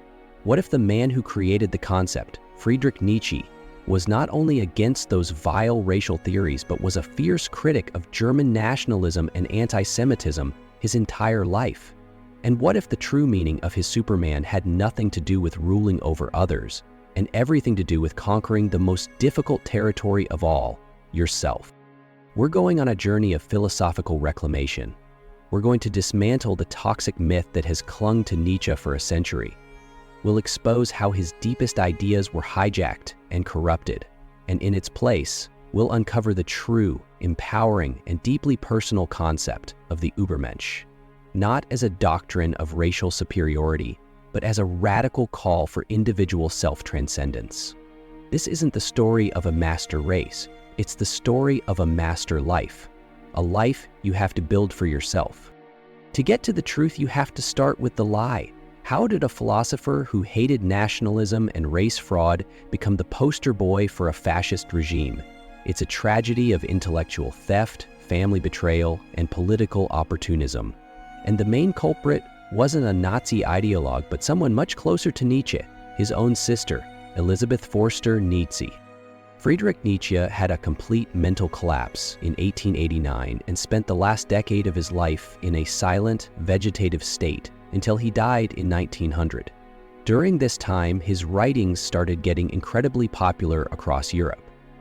Elisabeth, who held completely different political views from her brother, she was a huge German nationalist and married to a prominent anti-Semite, saw an opportunity. She came back to Germany and took control of her brother's entire literary estate, establishing the Nietzsche Archive. This is where she began a process of selective and malicious editing. She curated, compiled, and twisted his unpublished notes, bundling them into a book she called The Will to Power. She passed this off as Nietzsche's great final work, his definitive statement. In reality, it was a distorted collage, rearranged to fit her own nationalist and anti-Semitic agenda, often twisting his words to mean the exact opposite of what he intended. For example, Nietzsche's critique of herd morality was reframed to sound like an attack on weaker races, when for him, the herd was a psychological state that could include anyone, especially the nationalistic Germans he constantly criticized. Decades later, when the Nazis rose to power, they found a philosophical goldmine in Elisabeth's version of Nietzsche. They took his concepts of the Übermensch and the will to power and stripped them of all their philosophical nuance. In their hands, the Übermensch, literally the overman, was no longer a future goal for humanity, an individual who had overcome themselves, but a biological fact. The Aryan master race. They created a grotesque racial hierarchy with their German Übermenschen at the top and so-called Untermenschen or subhumans at the bottom. This was a complete perversion of Nietzsche's thought. Hitler himself visited the Nietzsche Archive, and photos of him staring thoughtfully at a bust of the philosopher became powerful propaganda. Hitler even went to Elisabeth's funeral in 1935, cementing the unholy alliance in the public eye. The irony is just agonizing. The real Nietzsche would have been horrified. This was a man who proudly called himself the last anti-political German. He hated the rising tide of German nationalism, seeing it as a national neurosis and fundamentally anti-cultural. He wrote blistering attacks against anti-Semitism, at one point saying that all anti-Semites should be shot. His ideal wasn't some narrow-minded nationalist, but the good European, a cosmopolitan person who could transcend national borders to create a new, mixed European culture. He saw the state, especially the nationalistic state, as a force that crushed the individuality and true culture his philosophy was all about. The Nazi interpretation was all about external power, dominating others, racial purity, and blind loyalty to the state. Nietzsche's philosophy was about internal power, mastering yourself, individual uniqueness, and a deep suspicion of all forms of groupthink and state control. They took his language of strength and overcoming and applied it to a brutal political project that was the exact opposite of his life's work. The lie they built was so effective that it still casts a long, dark shadow over his name today. To find the real Nietzsche, we have to step out of that shadow. So to really get the Übermensch, you first have to get the man who dreamed him up. Who was Friedrich Nietzsche, really? Beyond the iconic mustache and the storm of controversy, he wasn't a politician or a racial theorist. He was a man of deep sensitivity, a genius philologist, a composer, and a philosopher whose life was a testament to the very struggle he preached. Born in 1844 in a small Prussian village, Nietzsche was the son of a Lutheran pastor who died when he was just 4. That early brush with death and loss would echo through his work. He was such a brilliant student that he became a professor of classical philology at the University of Basel at the insane age of 24. But his academic career didn't last. He was plagued by terrible health problems, migraines that left him blind for days, violent stomach issues, and constant exhaustion, and was forced to retire on a small pension when he was only 34. For the next 10 years, from 1879 until his collapse in 1889, Nietzsche became a wanderer. He drifted through the Swiss Alps and the Italian Riviera, a solitary figure living out of a suitcase, in a constant fight with his own body, just searching for a climate that might ease his pain. It was in this time of intense isolation and physical suffering that he produced his most revolutionary work. This wasn't a philosophy born in a comfy office. It was forged in the fire of real-life suffering. When Nietzsche wrote about overcoming, it wasn't an abstract idea. It was his daily life. His whole project started with a terrifying diagnosis of the modern world. God is dead. By this, Nietzsche didn't mean some triumphant cry of atheism. It was an observation. For centuries, belief in God was the foundation for all meaning, purpose, and morality in the West. But with the rise of science and rationalism, that foundation had crumbled. Humanity, Nietzsche said, had killed God, and now we were adrift in a cold, meaningless cosmos. The death of God created a terrifying vacuum, a void he called nihilism. Nihilism is that creeping feeling that life has no meaning, that our values are baseless, that it's all for nothing. Nietzsche saw this as the single greatest danger facing humanity. He predicted the 20th century would be torn apart by nihilistic wars on a scale never seen before. As new ideologies rushed to fill the void left by religion, from here, Nietzsche saw humanity at a crossroads, with 2 paths ahead. The first path was that of the last man. The last man is the ultimate creature of comfort. He has no great dreams, no desire to strive or overcome. His only goal is a life of bland contentment, safety, and mindless entertainment. The last man is the definition of mediocrity, a creature who has forgotten how to even look down on himself, and so has no reason to grow. He says, "We have invented happiness." For Nietzsche, this was a vision of pure horror, a spiritual dead end for humanity. The second path, the alternative to nihilism and the blandness of the last man, was the path of the Übermensch. The Übermensch is the answer to the question, how do we live a meaningful life when there are no divine commandments? If the old values are dead, how do we keep from falling into either despair or triviality? The answer, for Nietzsche, was that we must become creators. We must become the source of our own values. The Übermensch isn't a type of person, but a goal. A goal for the individual who dares to take total responsibility for their own existence. He's the one who, facing a meaningless universe, creates meaning. He's the one who, without an external judge, becomes his own judge and his own lawgiver. This is the stage where the drama of self-overcoming plays out. So this brings us to the heart of Nietzsche's vision, the concept that was so brutally twisted, the Übermensch. The English translation, Superman, is honestly part of the problem. It brings up images of a being with superpowers, maybe even a new species. A much better translation is the Overman, which emphasizes not a state of being, but a process of overcoming. The core of the whole idea is captured in one German word, Selbstüberwindung, self-overcoming. For Nietzsche, the Übermensch isn't a destination, but a constant journey. It's a dynamic process of transcending your current self to reach a higher state. This isn't a battle against other people or nations. The battlefield is entirely within you. Your opponent is you. Your limits, your weaknesses, your cherished beliefs, your comfortable habits, your inherited morality. That's the territory you have to conquer. The Übermensch is the person who treats their own life like a work of art, a block of marble from which they must chip away everything that isn't authentically them, to sculpt the person they have the potential to be. So what is it that we're supposed to overcome? First, and most importantly, we have to overcome herd morality. This is the standard system of good and evil that we get from society, tradition, and religion. Nietzsche argued that this morality, especially the Judeo-Christian one, was born from weakness. It was created by the historically oppressed as a kind of spiritual revenge against the strong. Qualities tied to power and nobility, pride, ambition, strength, creativity, were demonized and called evil. Qualities tied to weakness and being submissive, humility, pity, obedience, were praised and called good. This herd morality, Nietzsche believed, tames humanity. It encourages us to conform and be mediocre, protecting the group at the expense of the exceptional individual.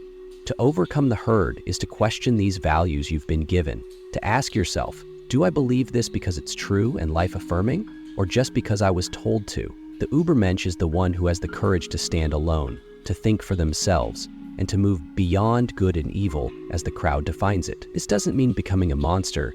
It means creating a more honest, personal, and life-affirming set of values. Second, we have to overcome the desire for comfort and complacency. The human spirit naturally wants to grow, to expand, to exert its will to power. The will to power isn't about dominating others. It's the basic drive in all things to reach their full potential and overcome obstacles. But modern life, a lot like the life of the last man, just lulls us into being passive. We seek security above everything else. We avoid pain, we run from hardship, and we build a world that is, in Nietzsche's words, simplified and falsified. The journey of self-overcoming demands that we actively seek out challenges. It means embracing difficulty as a chance to grow. As Nietzsche famously wrote, "What does not kill me makes me stronger." Pain and suffering aren't things to be avoided at all costs. They're essential ingredients for a meaningful life. They're the resistance we have to push against to build our spiritual muscles. Think about climbing a mountain. The climb is full of struggle, pain, and hardship. But the incredible view from the top is only for those who had the guts to make the climb. The Übermensch chooses the mountain over the comfortable couch every single time. Finally, we must overcome the spirit of revenge. This is the psychological poison of resentment, bitterness, and being unable to let go of the past. It's the feeling of, if only I were born different, if only that hadn't happened. This spirit says no to life as it is. It wishes reality were different. The Übermensch, on the other hand, cultivates what Nietzsche called amor fati, the love of one's fate. Amor fati is the ultimate yes to life. It means accepting everything that has ever happened to you, the good, the bad, the beautiful, the ugly, the wins, the losses, and not just putting up with it, but loving it as a necessary part of who you are. It's the mindset that wants nothing to be different, not in the future, not in the past, not for all eternity. To get to this point is to achieve a profound state of freedom. You're no longer a victim of your past, but the creator of your future, a future built on the unchangeable foundation of everything that has come before. This journey, overcoming the herd, comfort, and resentment, is the essence of Selbstüberwindung. It's a lifelong process of becoming, a constant fight against our own inertia. It has nothing to do with race and everything to do with radical personal responsibility. Okay, quick pause. If this idea of radical self-transformation is hitting home, if you're getting something out of reclaiming Nietzsche's real philosophy, do me a favor and hit those like and subscribe buttons. It lets me know you want more deep dives like this, and honestly, it helps push back against the garbage that still surrounds these ideas. All right, so we've talked about what to overcome, but what does the Übermensch actually create? The act of overcoming is only half the story. The Übermensch isn't just a destroyer of old rules. They are, more importantly, a creator of new ones. In a world after the death of God, where universal God-given moral laws are gone, humanity has a choice. We can fall into the abyss of nihilism, believing nothing matters, or we can embrace the terrifying, thrilling freedom to create our own meaning. The Übermensch chooses creation. This idea of creating your own values is probably as misunderstood as the Übermensch itself. It does not mean do whatever you want. It's not a license for chaos or cruelty or just indulging yourself. That would just be reacting against the old morality, which means you're still being defined by it. Creation is a much harder, more noble task. It's the process of building a new hierarchy of values, a personal moral compass forged in the fire of looking at yourself honestly. For Nietzsche, the ultimate standard for these new values is life itself. A value is good if it affirms, enhances, and serves life. A value is bad if it denies, diminishes, and sickens life. The Übermensch looks at an action or a belief and asks, does this lead to growth, strength, and the flourishing of human potential? Or does it lead to stagnation, weakness, and mediocrity? The values of the herd, with their focus on pity and suppressing strong instincts, were, in Nietzsche's view, fundamentally life-denying. So what does a life-affirming value system look like? It starts with honesty, brutal honesty with yourself first. The creator of values has to strip away all the self-deception and wishful thinking. They have to face the world as it is, not as they wish it were.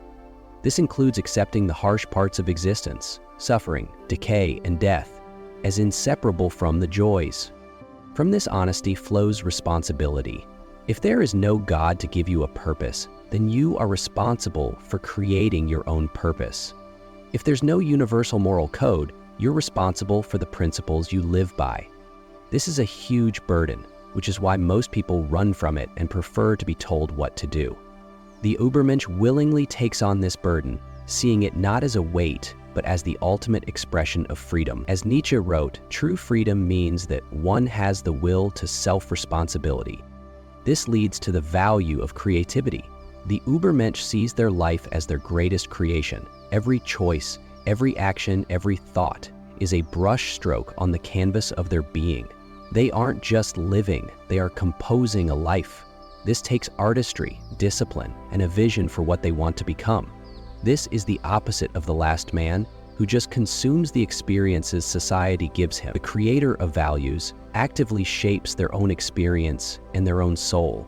They don't just find meaning, they invent it.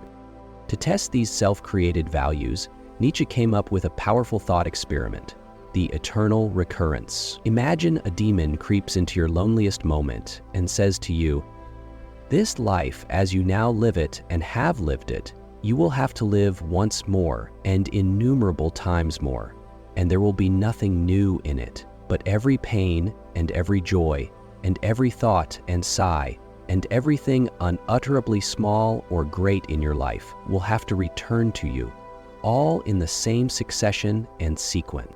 How would you react? Would you throw yourself down, grind your teeth, and curse the demon? Or would you say, "You are a god, and never have I heard anything more divine"? The eternal recurrence is the ultimate test for a life well lived. It asks, are you living in a way that you would choose to live this exact same life, with all of its moments, over and over again for all eternity? To be able to scream yes to this question is to have reached the highest state of affirming life. It means you've created values that let you love your life, not in spite of its suffering, but because of it, as an essential part of the beautiful, terrible whole. It is the ultimate expression of amor fati. The Übermensch is the one who lives in such a way that they can joyfully will the eternal return of every single moment. This is the goal of creating your own values, to forge a life so meaningful to you that you would want to repeat it forever. To bring this whole abstract journey down to earth, Nietzsche gave us one of the most powerful and poetic allegories in all of philosophy. In his masterpiece, Thus Spoke Zarathustra, he lays out the path of the self-overcoming spirit in 3 stages, 3 transformations: how the spirit becomes a camel, the camel a lion, and the lion, finally, a child. This is the roadmap to becoming a creator of value. The first stage is the camel. The camel is the weight-bearing spirit.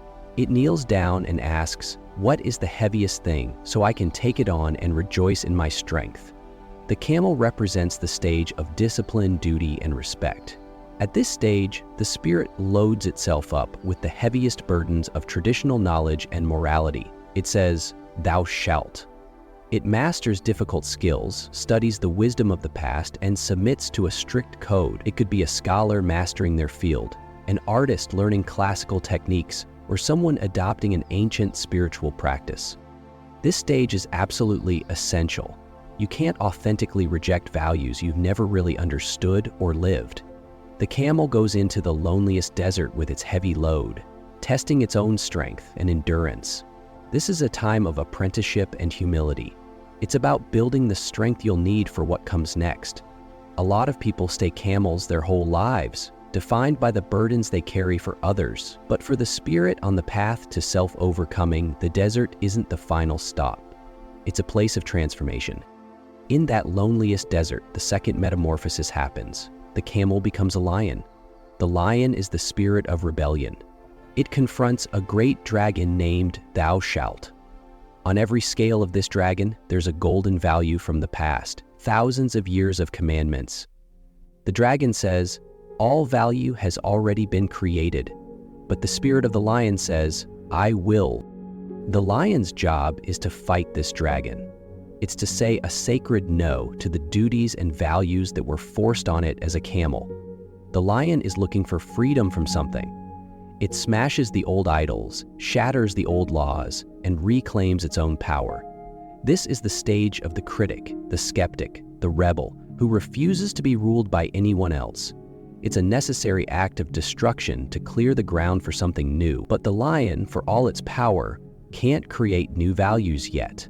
It can win its freedom, but it can't use that freedom to build. It's stuck in a state of proud, defiant negation.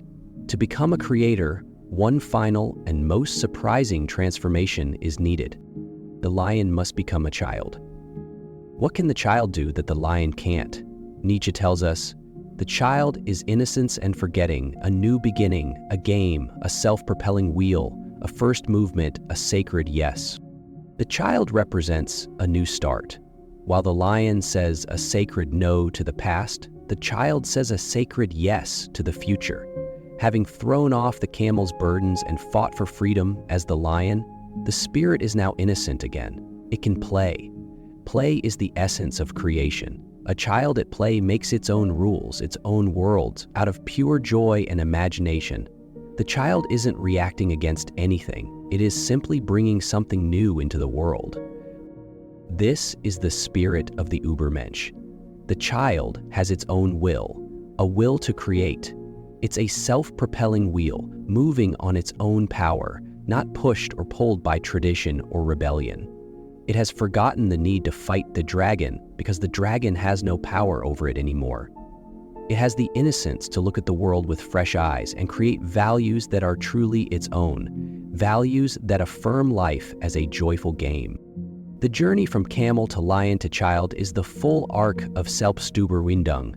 It's a process of learning, unlearning, and then creating all over again. It's a psychological and spiritual evolution, a path opened to anyone with the courage to walk it.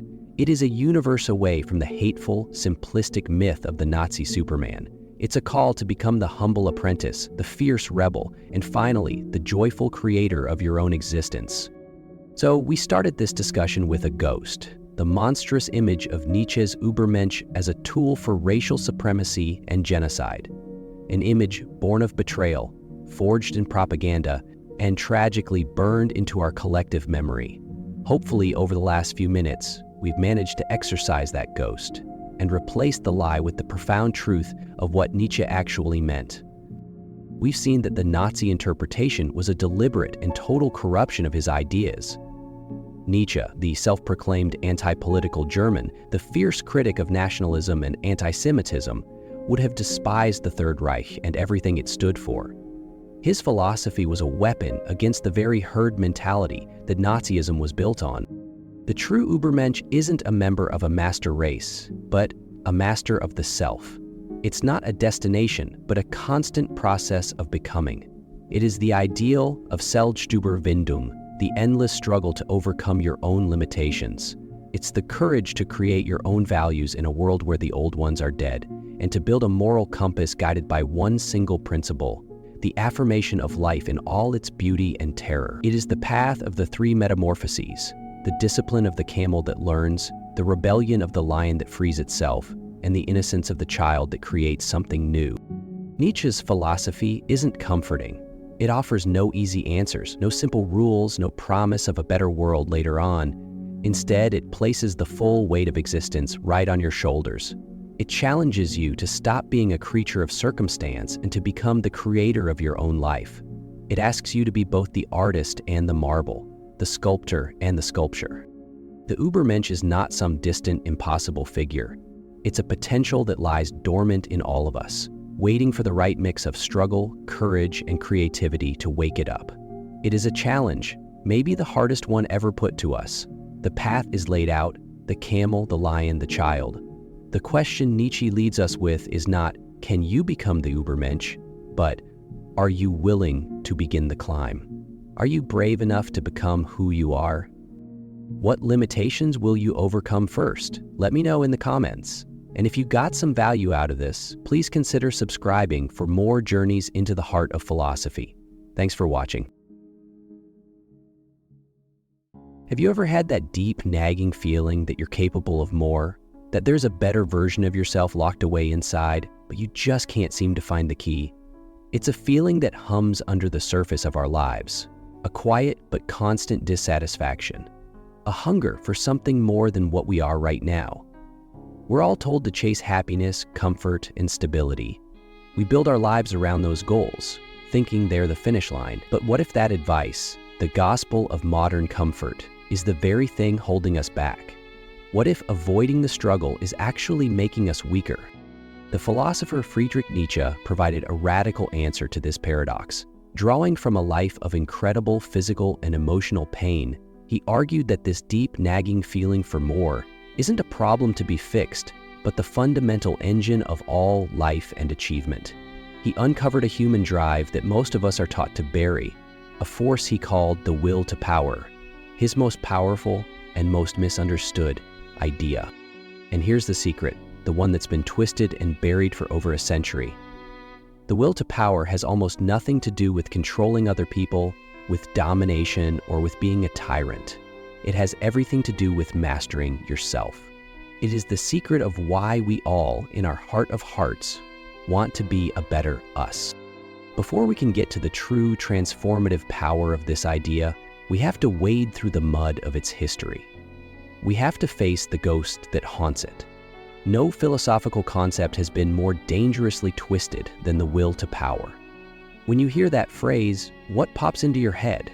For a lot of people, it brings up images of ruthless ambition, of tyrants, and the worst ideologies of the 20th century. Specifically, it's been chained to the Nazi regime, which tried to claim Nietzsche as their own personal philosopher. This connection is the single biggest roadblock to understanding Nietzsche, and it's a distortion born from malice and a historical accident. The Nazis and their thinkers, like Alfred Rosenberg, cherry-picked Nietzsche's words, twisting them to fit a story he would have hated. They took his idea of the Übermensch, or Übermanta, spiritual goal for an individual to overcome themselves, and warped it into a disgusting, racialized fantasy of a master race. They grabbed the will to power and read it as a green light for conquest and brutal domination. So how did this happen? How did a philosopher who hated nationalism, who ended friendships over anti-Semitism, and who called the state the coldest of all cold monsters, become the poster boy for a hyper-nationalist, anti-Semitic state? A lot of the blame falls on his sister, Elizabeth Forster Nietzsche. After Nietzsche's mental collapse in 1889, she got her hands on all of his unpublished notes. She was a fierce German nationalist and anti-Semite, married to a prominent one that Nietzsche couldn't stand, and she curated, edited, and rearranged his work to match her own political views. She mashed his notes together into a book he never planned to write, called it The Will to Power, and passed it off as his masterpiece. This tainted version was the one that fell into the hands of the Nazis, who were thrilled to claim his genius for themselves. They pushed a version of Nietzsche that served their agenda, teaching it in schools and hailing him as a prophet of their new order. The Nazi reading focused on a crude literal definition of power as Macht, brute force or domination over others. But this completely misses Nietzsche's much deeper idea of Kraft, a kind of primal strength or energy. For Nietzsche, the will to power was about consciously channeling your inner craft to create and transform yourself. He called it self-overcoming. The Nazi vision was about subjugating the world. Nietzsche's vision was about conquering yourself. The Nazis wanted to force one hateful ideology on everyone. Nietzsche celebrated the individual who creates their own values. The will to power is not a political manual for controlling people. It's not an excuse to be a bully at work or a tyrant at home. It is not about making other people smaller so you can feel bigger. In fact, Nietzsche saw that kind of behavior as a sign of weakness, not strength. The desire to dominate others, he'd argue, comes from a deep sense of insecurity, from a spirit so unsure of its own value that it has to constantly prove itself by putting others down. It's the philosophy of the weak, pretending to be the philosophy of the strong. To really get the will to power, we have to first perform a kind of intellectual rescue mission. We have to pull Nietzsche out from the clutches of his hijackers. We have to wipe away the grime of the 20th century and see the idea for what it truly is, not a call to fight others, but a call to fight the limitations inside ourselves. It's a psychological key to unlocking our own potential. The real will to power is the drive toward growth, expansion, and self-mastery that lives in every single one of us. So if the will to power isn't about dominating others, what is it? The secret Nietzsche believed he'd found is this: the fundamental drive of all life isn't just a will to live, as his predecessor Schopenhauer had argued. It is a will to expand, to grow, to overcome, and to become more. Life, for Nietzsche, doesn't just want to keep going, it wants to get better. In his own words, spoken through his prophet, Zarathustra, and life itself confided this secret to me. Behold, it said, I am that which must always overcome itself. This is the absolute heart of the idea. The will to power is that innate, irrational push for self-overcoming. It's the engine of evolution, the source of creativity, and the fire behind all ambition. It's why a weed breaks through concrete to find the sun. The weed isn't just surviving, it is striving, pushing against resistance to express its own potential. It's why an artist suffers over a canvas, why a scientist spends years solving one equation, or why an athlete pushes their body to the breaking point. They are not just trying to stay alive, they are trying to create a higher version of themselves, to bring a vision into the world, to go beyond their current limits.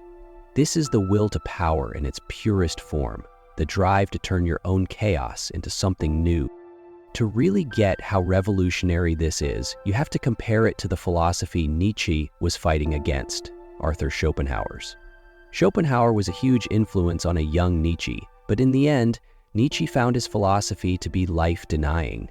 For Schopenhauer, the universe was driven by a will to live, a blind, endless, and ultimately miserable striving that traps us in a cycle of want, brief satisfaction, and then more wanting. The best we could do in Schopenhauer's gloomy world was to try and silence this will, to escape it.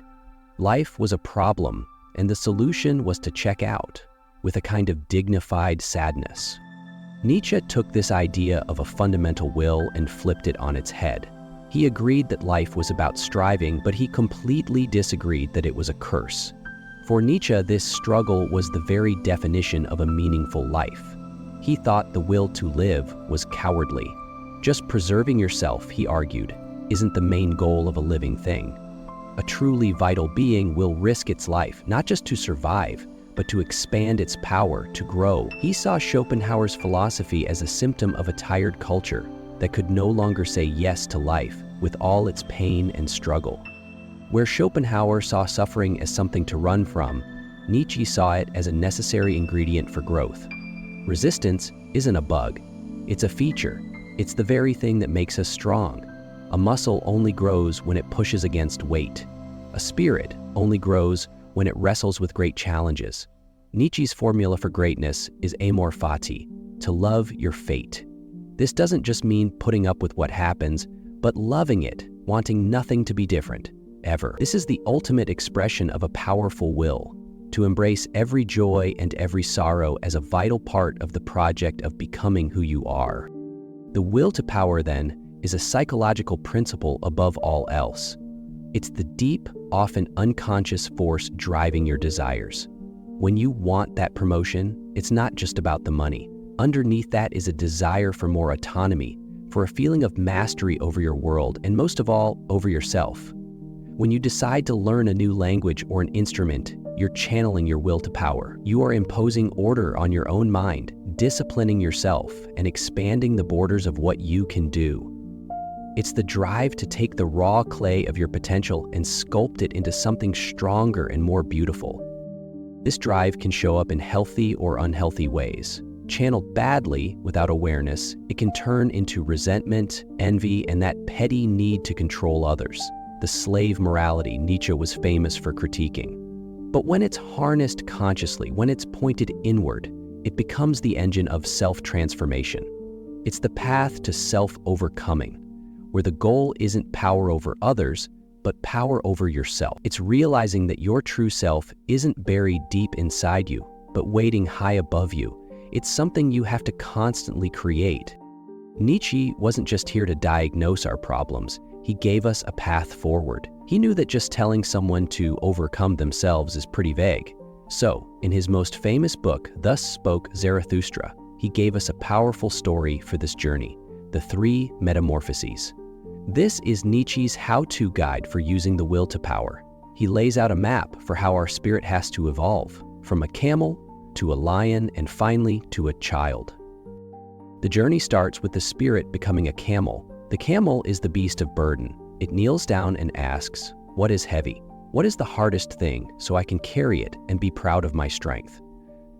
The camel is the stage of duty, discipline, and learning. In this phase, we actually look for heavy things to carry. We accept the rules, values, and knowledge of our society. We become the good student, the loyal employee, the dedicated apprentice. We learn the rules of the game. This is a vital and honorable stage. It takes huge strength to be a good camel. It means taking on responsibility, having self-discipline, and putting our own wants aside for a higher set of values. Whether it's mastering a skill, following a religion, or sticking to a strict moral code, the camel humbles itself before something it sees as greater than itself. It loads up on all the thou shalts of tradition and carries them into the desert. A lot of people live their whole lives as camels, and there's a certain nobility to that. They're the foundation of society. But for Nietzsche, the camel is just the first step.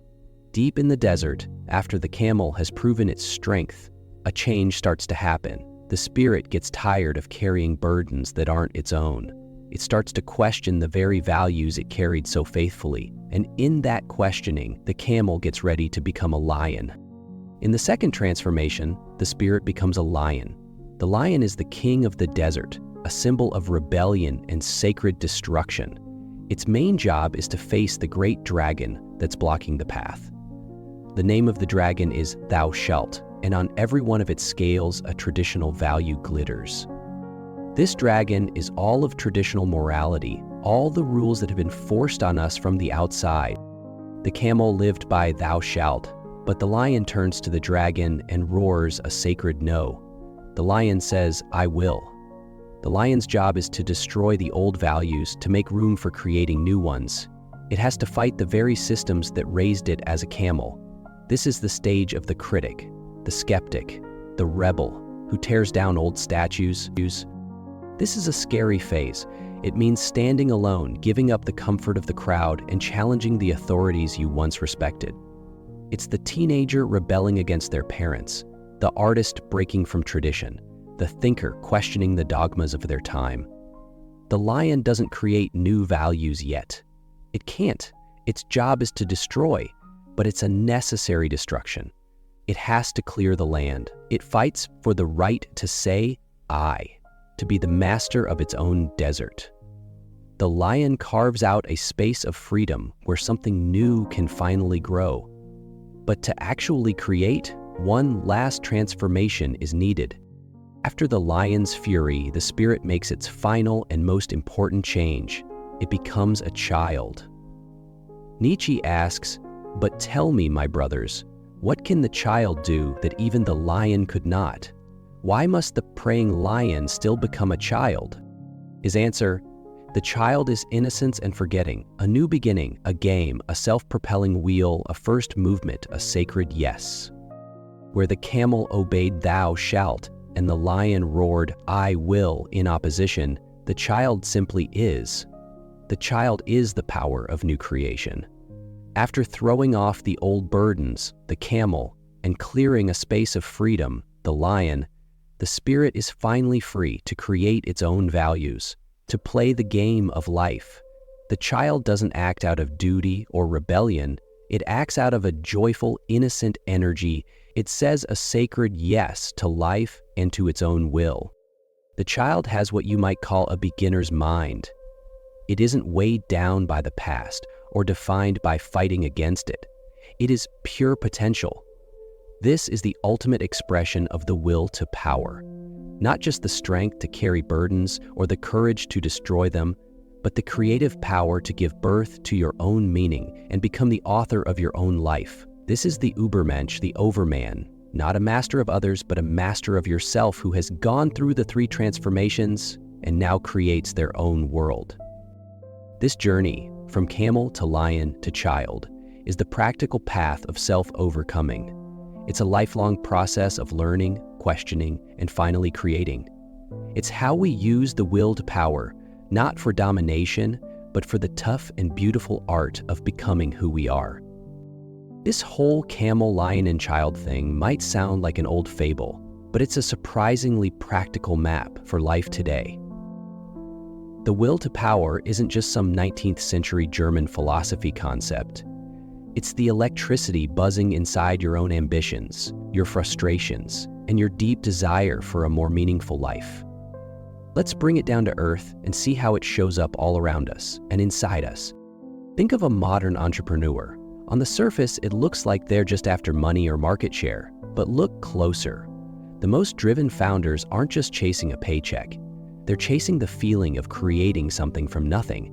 They see a problem, a gap in the world, and they feel this powerful urge to impose their vision on that chaos and create a new order. They put up with sleepless nights, huge financial risks, and constant rejection. This is not someone who's just looking for comfort. It's the will to power in action, that insatiable desire to manifest power by turning an idea into a reality, by growing, and by overcoming every single obstacle. Or what about the dedicated athlete? What makes someone wake up at dawn to run in the freezing rain or push their body past the point of pain? The medal is just a piece of metal. The real prize is internal. It's the feeling of total mastery over your own body, that raw experience of overcoming your former self. Every personal best is a win against the person you were yesterday. They aren't just competing against others, they're competing against their own limits. They are channeling their will to power into the disciplined transformation of their own body, finding joy not in avoiding pain, but in conquering it. This drive even shows up in places you might not expect, like parenting. A parent's deep desire to raise a strong, independent child is a powerful expression of the will to power. I'm not talking about controlling a child to be a mini-me. That's the weak, dominating version. The higher version is the desire to nurture growth, to give another person the challenges and support they need to find their own potential and write their own story. It's the will to power turned into an act of creation for someone else. And of course, you have the artist, the writer, the musician, the classic Nietzschean figures. The creative process is a perfect example of the will to power. It's the struggle to take the formless chaos of your inner world and give it shape, beauty, and meaning. It's a fight against the blank page, the empty canvas, the silent room. Every finished piece is proof of a will that won out over doubt, laziness, and despair. But the will to power isn't just for these heroic figures. It's working in the quiet moments of your own life. It's the force you find when you finally decide to get over your fear of public speaking, sign up for that class, and stand in front of an audience, heart pounding, and say what you need to say. It's the discipline you find to learn a difficult new skill, failing over and over until you finally master it. It's the decision to finally clean out that messy garage, turning a space of chaos into one of order and use. Each of these small acts is a tiny version of the larger fight for self-mastery. They are moments where you overcome your own internal resistance and expand the territory of what you can do. This is the practical use of Nietzsche's philosophy. It starts with knowing yourself, seeing your own internal mess of drives and fears, and then pointing that energy toward a higher goal. It's about choosing growth over comfort, challenge over ease, and creation over consumption. The will to power is the voice inside you that just whispers higher. It's the secret engine driving you to become a better you. So we started with a question. Have you ever felt you were capable of more? We've walked through the dark history of a powerful idea, rescued it from its hijackers, and uncovered what it really means. We've seen that Friedrich Nietzsche's will to power isn't the evil doctrine of domination it was made out to be. It's something far more personal, more profound, and more useful in our own lives. It's the basic pulse of life itself. It's the drive in a seed to become a tree, and the drive in a person to grow beyond who they are today. It is the engine of self-overcoming. We've seen how this journey plays out in the 3 stages: the dutiful camel who learns the rules, the rebellious lion who breaks the rules to create freedom, and the creative child who, in that freedom, creates new rules. This isn't just some dusty old philosophy. It's a direct challenge to how many of us are living. We're told to find happiness, but Nietzsche warns that just chasing contentment can lead to a kind of spiritual death. We're told to avoid pain, but Nietzsche says pain is the fire that forges our strength. The will to power is a call to embrace all of life, the good and the bad, as fuel for the fire of becoming who you are. The most important thing to take away is this: the will to power isn't something you have or don't have. It's an irrational force that is already inside you, driving you whether you know it or not. The real choice isn't if it will express itself, but how. Will you let it rot into resentment, into a petty need to control others, to tear them down just to feel a little bit bigger? That's the path of weakness. Or will you channel that incredible force inward? Will you point it toward the difficult, lifelong project of mastering yourself? Will you have the courage to become your own creator, to define your own values, and to constantly reach for a higher, stronger, more complete version of yourself? That is the path of strength. So the final question isn't for Nietzsche, it's for you. Look at your life, your goals, your frustrations. That restless energy you feel, that hunger for more, that's your will to power. The question isn't whether you have it. You do. The question is, what are you doing with it? Are you building your own values, or are you living inside someone else's? Are you overcoming yourself, or are you obsessed with the lies of others? Are you a camel, a lion, or are you learning to become the child? If these questions hit home, if you're on your own journey of self-overcoming, then subscribe and join a community of people who are brave enough to ask the big questions.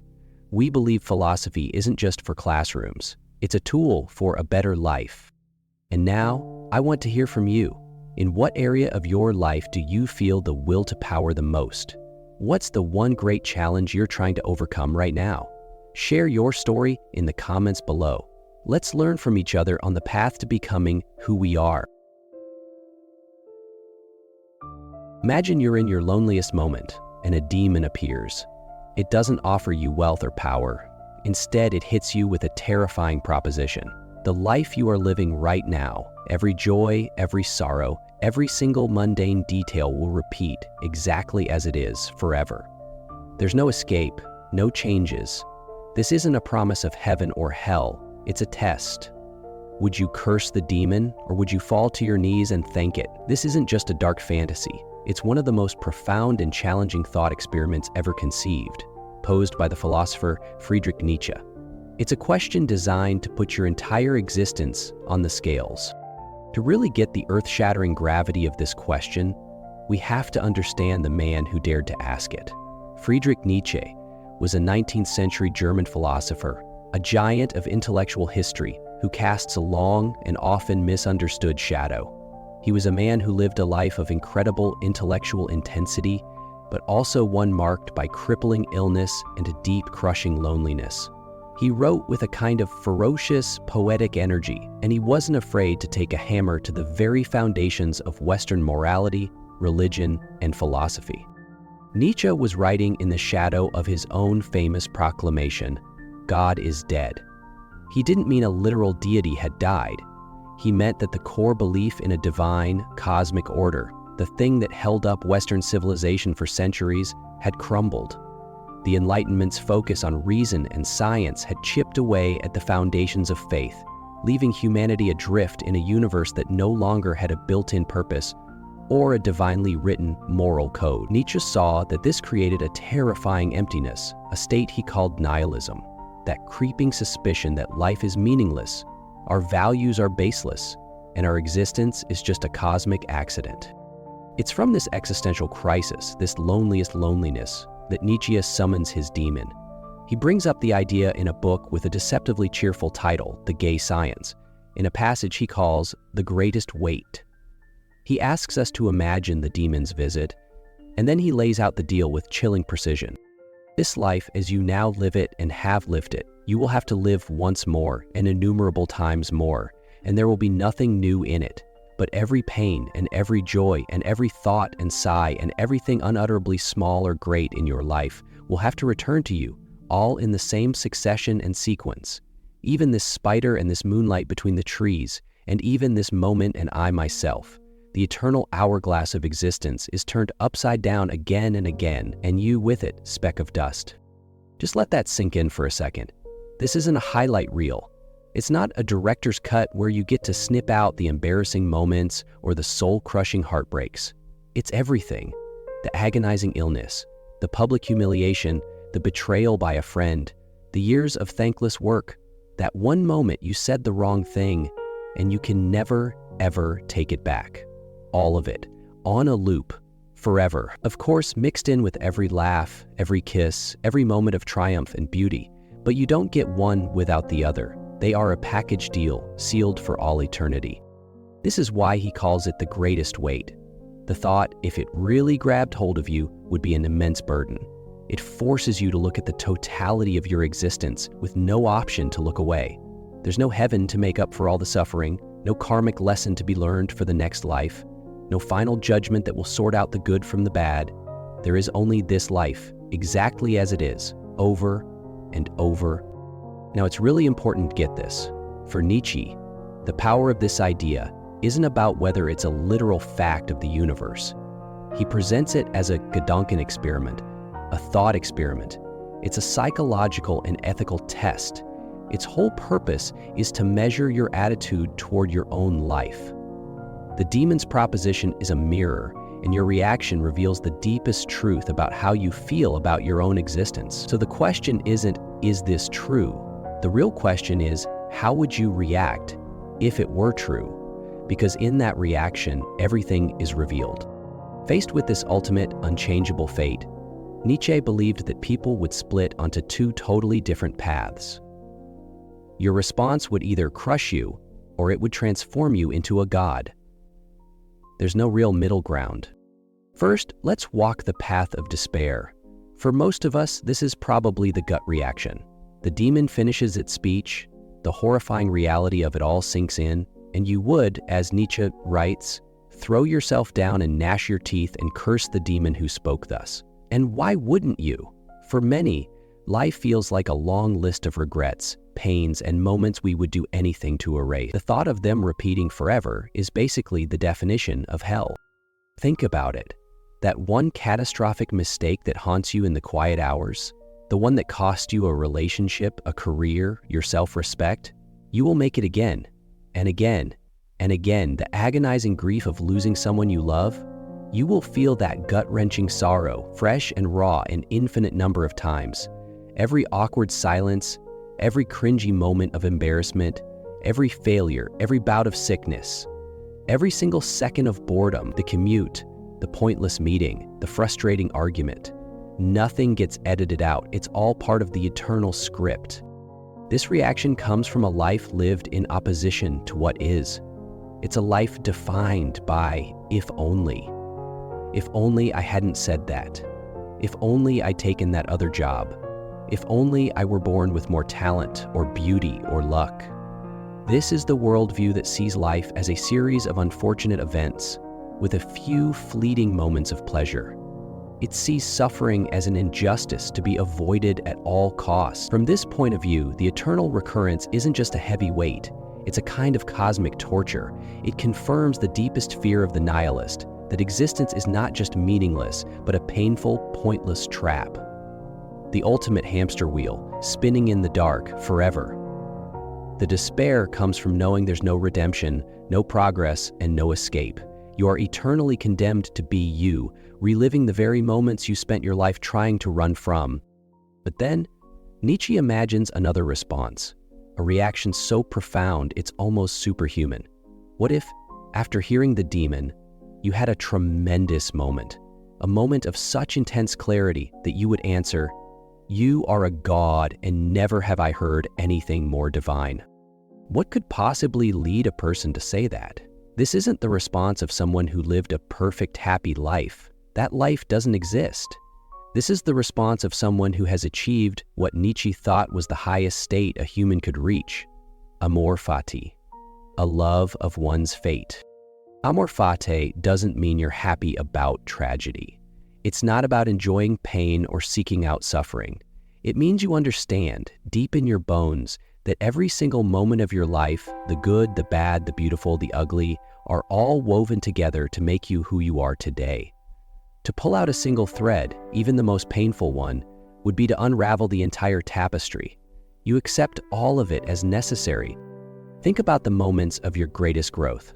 Were they born from comfort, or were they forged in the fire of a great challenge? The brutal failure that taught you humility, the heartbreak that forced you to discover your own strength, the period of struggle that showed you who your real friends were. To wish away the pain of those moments would be to wish away the wisdom you gained from them. You can't have the mountain peak without the valley. To embrace eternal recurrence is to say yes to the entire, messy, beautiful, terrible package. It's to look back on your life's path with all its wrong turns and rocky patches and not wish a single step had been different, because every step brought you here. The person who can do this has moved beyond regret. They've stopped fighting with their own past. They love their life not in spite of the suffering, but including the suffering. This divine yes transforms the eternal recurrence from a prison into a celebration. It's the ultimate stamp of approval on your existence. To want your life again exactly as it was is to declare that your life in its totality was not just okay, but desirable, meaningful, and beautiful. It's to find so much value in your own story that you would want it told for all eternity. This isn't denying the pain, it's sanctifying it, making it part of a life so fully embraced that nothing is left out. So the eternal recurrence isn't just some passive idea to think about. Nietzsche meant for it to be an active, life-altering principle, a forge for creating a new kind of human. The question isn't just would you, but how do you have to live, starting right now so that you could? It becomes the ultimate standard for how you act, a moral compass for a world without a God. Imagine you held this greatest weight over every single action. Before every choice, every word, you'd ask yourself, is this something I'm willing to do for all eternity? Is this a moment I would want to relive exactly as it is, countless times? Suddenly, the stakes of your daily life are raised to an infinite power.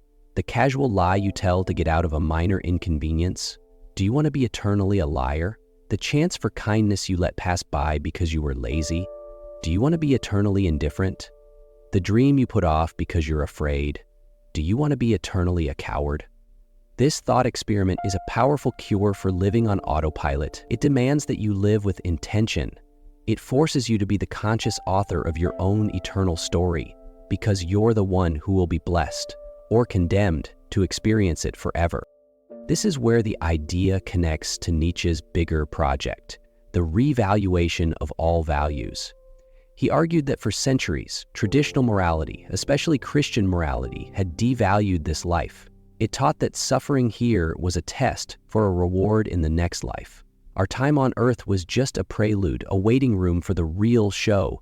This life was something to be gotten through, and its pains were made bearable by the promise of heaven. Nietzsche's demon destroys that comfort. By imagining a world where this is all there is, and it repeats, the standard of value has to radically change. Good can no longer be what gets you a reward in heaven. Good has to be what is life-affirming, right here, right now.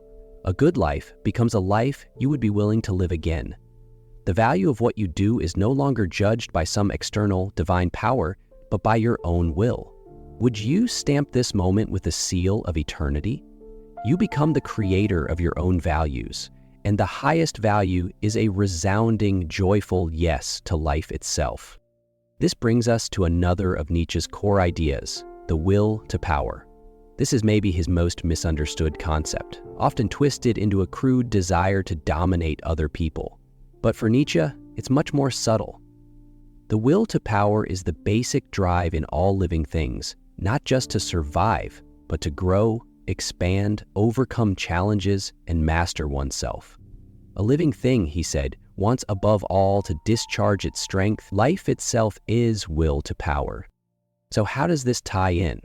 Living a life that you would gladly repeat forever is the highest possible expression of the will to power. It means you haven't been a passive victim of your circumstances, but an active creator of your own destiny. You have faced obstacles and overcome them.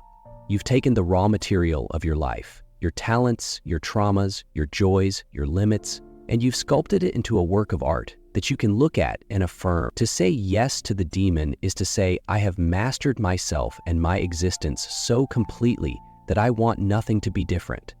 It's the triumph of your creative will over the randomness and suffering of life.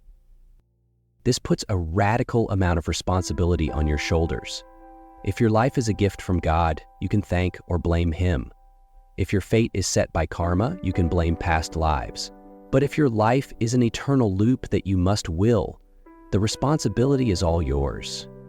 You can't pass the buck. To live in a way that you can affirm for eternity demands total authenticity. It means dropping the masks you wear for others, questioning the values you've just passively accepted, and getting rid of the excuses you make for yourself. It forces you to ask, who am I really? And is this person someone I'm willing to be forever? The eternal recurrence, then, isn't a passive doctrine. It's a call to arms. It's a challenge to live so deliberately, so powerfully, and so authentically that if a demon offered you an eternal repeat, you'd see it not as a curse, but as the ultimate validation of a life well lived.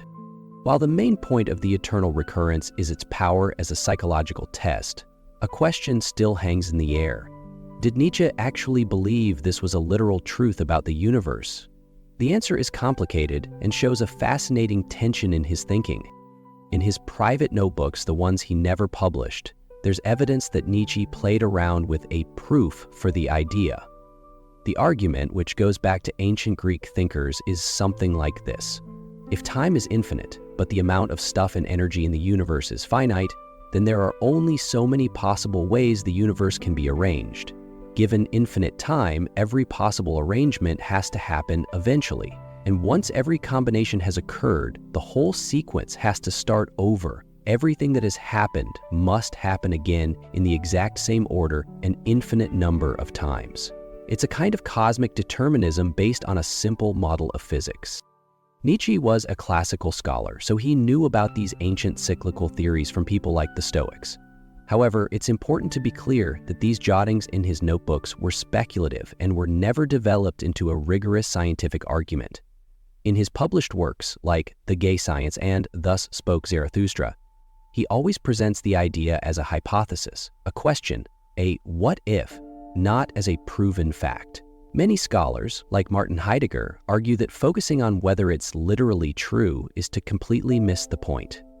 The philosophical power of the idea doesn't depend on whether the universe actually repeats. Its power comes from the existential weight of believing it, or just seriously considering it for a moment. The pressure it puts on you is what matters. This is also why it's a huge mistake to confuse Nietzsche's idea with religious concepts like reincarnation. Doctrines of reincarnation almost always involve some kind of moral or spiritual progress. You live a life, and based on your karma, you're reborn into a different state, maybe better, maybe worse. The soul learns and evolves. Nietzsche's idea is the terrifying opposite.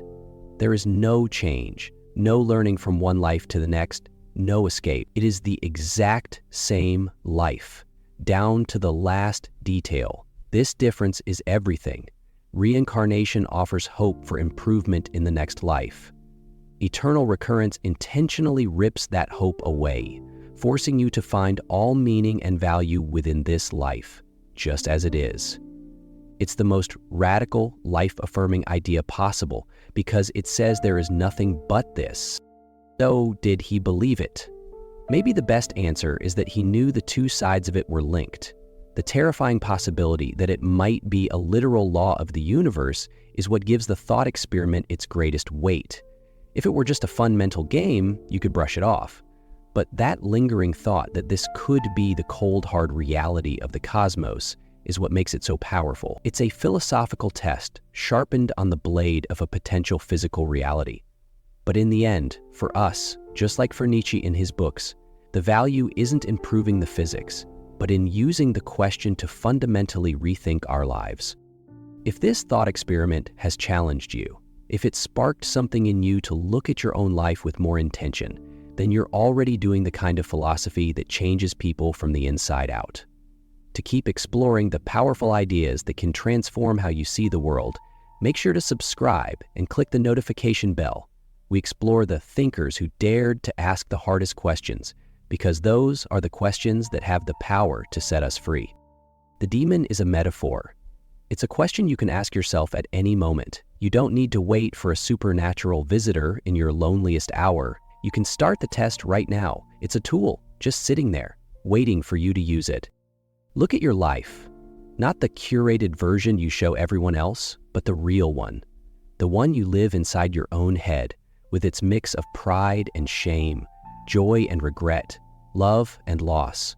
Look at your past, not as a list of mistakes to regret, but as the unchangeable chain of events that created the person you are right now. Look at your present, at the choices you are making today, this very hour, and look at your future, not as an escape from today, but as a continuation of it. Nietzsche's ultimate test isn't about getting the right answer. The point isn't to be able to immediately and honestly shout, yes. For most of us, if we're being truthful, the honest answer would probably be a hesitant, terrified no. And that's the point. The no is the diagnosis. It shows you the parts of your life you aren't affirming, the regrets you're still carrying, the ways you aren't living as your true self. The real purpose of the eternal recurrence is to be a guiding star.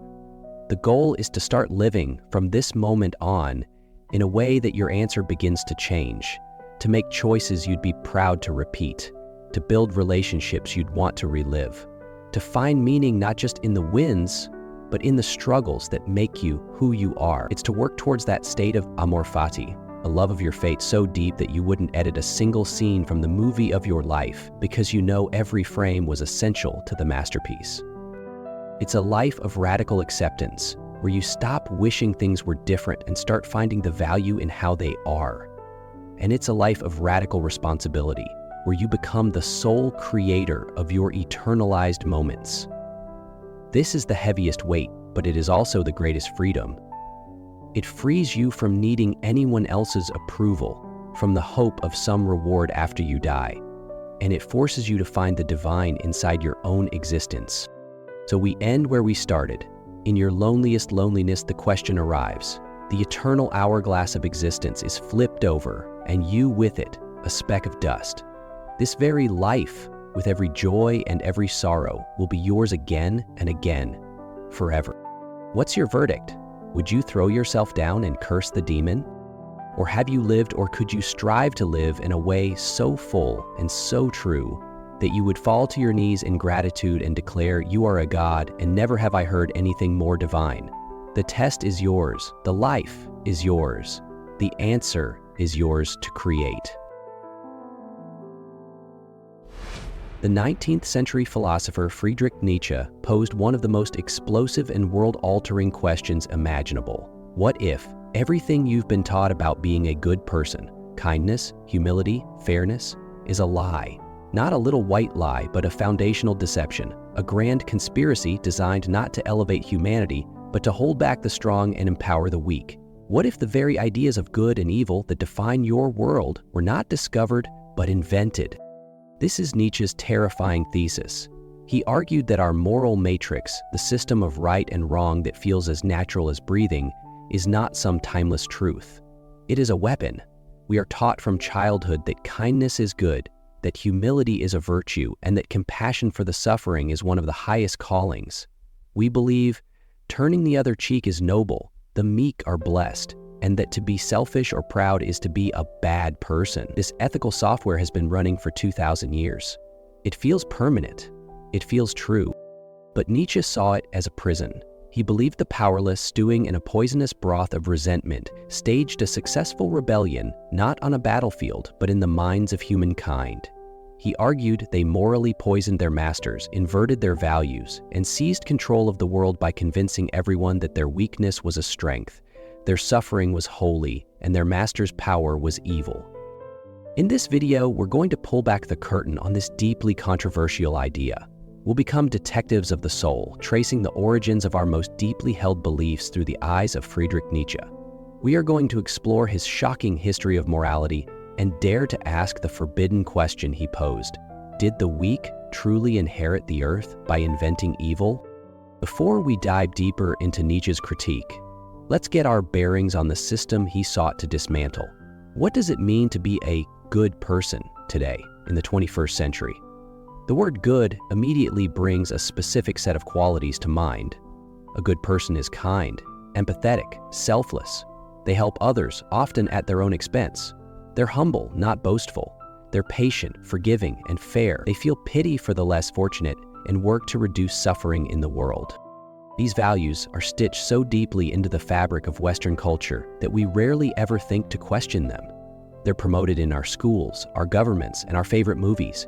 From childhood fables to Hollywood blockbusters, the message is the same. The humble hero wins out over the arrogant villain.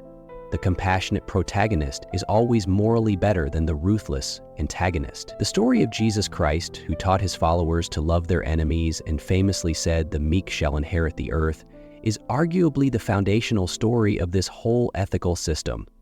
And even as the world becomes more secular, these core ideas remain. Secular humanism, for all its rejection of God, still holds up compassion, equality, and the reduction of suffering as its highest goals. This moral framework feels universal, almost like a law of nature. It seems obvious that a world built on kindness is better than one built on power and pride. We instinctively recoil from celebrating strength over compassion or ambition over humility. The powerful, the wealthy, the exceptionally successful, we tend to view them with a bit of suspicion, don't we? We ask if they're giving back, if they're humble despite their success, if they're using their power for the greater good. The implication is clear. Their power and success aren't virtues on their own. They have to be laundered through altruism to be considered morally okay. This is the world Nietzsche saw, a world where our moral compass points unwaveringly towards selflessness, equality, and pity. A world where the virtues of the gentle lamb are praised and the qualities of the bird of prey are condemned. This is the fortress we all live in. And Friedrich Nietzsche showed up with philosophical dynamite, ready to blow the whole thing sky high. He wanted to show us that this fortress was really a prison built not to keep danger out, but to keep greatness in. To understand how he came to this conclusion, we have to travel back in time to a world with a totally different moral compass, a world before the invention of evil. To really get Nietzsche's radical idea, you first need to understand the man. Friedrich Nietzsche was a German philosopher and a former philologist, a classical scholar obsessed with the language and culture of ancient Greece and Rome. Writing in the late 1800s, he looked at European culture and was filled with dread. He saw a civilization he believed was growing weak, tired, and decadent, a culture that celebrated mediocrity and conformity, which he feared was leading to the degeneration of man. He believed the cause of this decay was the very morality Europe held dearest, its Christian degraded ethics of pity and humility. So he put on his philologist's hat and started a genealogical investigation, not into a family tree, but into the family tree of our values. In his book, On the Genealogy of Morals, he asks, where did our concepts of good and evil actually come from? His proposed answer was revolutionary. He argued that there are not one but two fundamental types of morality that have been fighting for control throughout human history: master morality and slave morality. According to Nietzsche, if we imagine the ancient world, Think of the Homeric Greeks or the Roman Republic. The powerful, the noble, the strong, and the healthy were the ones defining values. They didn't look to a god or a sacred text. They simply looked at themselves, at their own qualities, and said, "This is good." What was good? Good was strength, power, courage, ambition, wealth, and a joyful embrace of life. Good meant being a creator, a commander, a person of high status and noble soul. The Homeric hero, the Roman patrician, these were the embodiment of good. Their morality was a direct, spontaneous expression of their own excellence. It was a yes-saying to life, taking on both its wins and its losses as signs of a vibrant existence. And what was bad? Here's the key difference. In this system, the opposite of good wasn't evil, it was just bad. And bad simply meant common, weak, clumsy, pathetic, or low-born. It wasn't a moral judgment in the way we think of it. It was more of an observation, an aesthetic one even. The weak person wasn't seen as sinful. They were just seen as unfortunate, like a poorly made tool.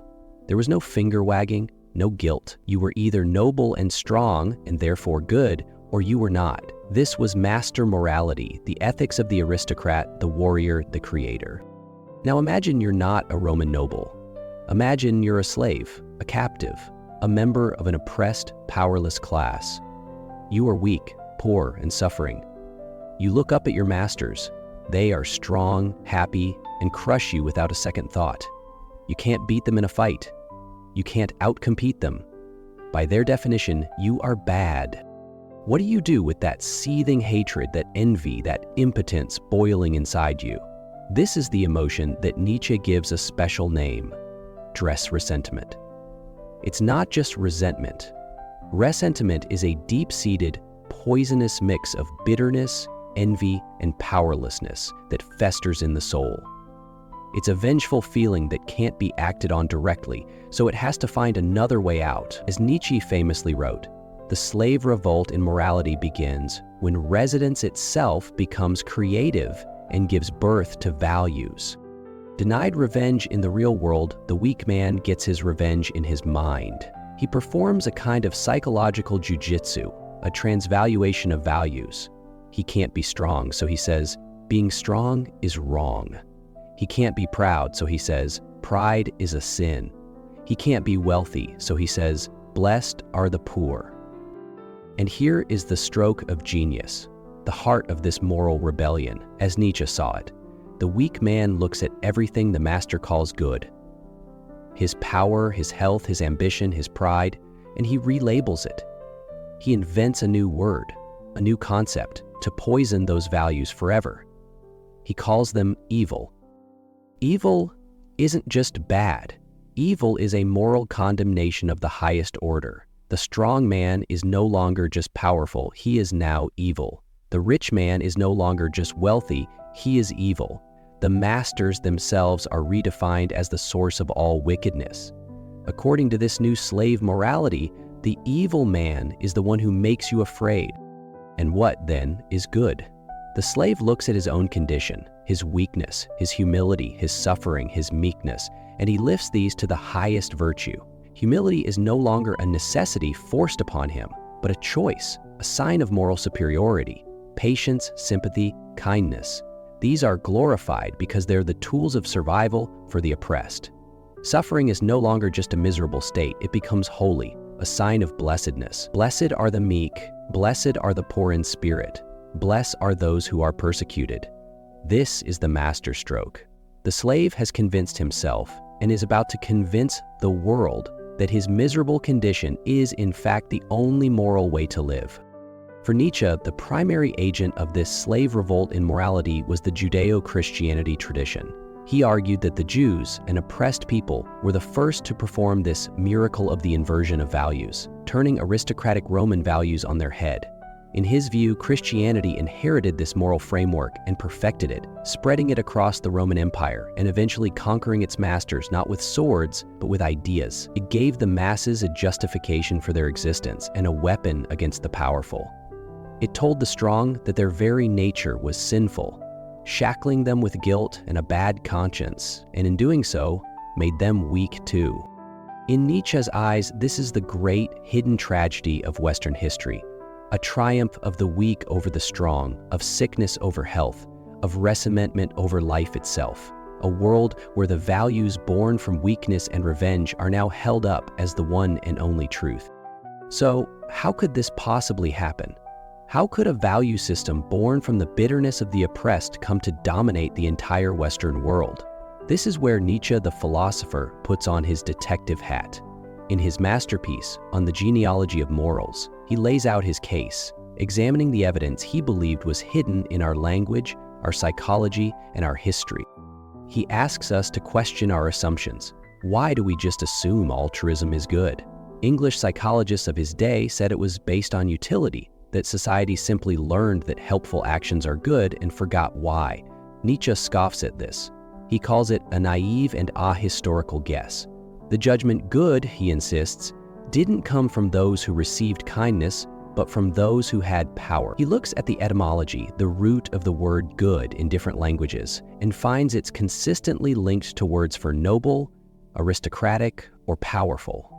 On the flip side, bad was linked to common, plebeian, or low. For Nietzsche, the linguistic DNA supported his case. The masters named themselves good first. This slave revolt, then, wasn't a single event. He saw it as a slow, creeping psychological war waged over centuries. The main battlefield was the human soul, the weapons were ideas, and the generals were what Nietzsche calls the ascetic priests. These figures, as he describes them, are masters of the human psyche. They understand suffering, and they offer a cure. But the cure is its own kind of poison. The priest sees the herd suffering, their powerlessness, their resentment, and gives it a meaning. He tells them, you aren't suffering because you're weak. You are suffering because the powerful nobles are evil. Your pain isn't meaningless. It's a test. It's a sign of your holiness. God sees your humility, and you will be rewarded in the next life. They, the evil ones, will face eternal damnation. This narrative is incredibly powerful. It does two things at once. First, it soothes the pain of the weak by giving their suffering purpose. Second, it directs their assentiment outward, but in a spiritual way. It allows for a subtle, imaginary revenge. They can now look at their masters not with envy, but with pity. Those poor evil men, they may have power now, but they'll suffer later. Nietzsche argues this new morality spread like a virus through the decaying Roman Empire.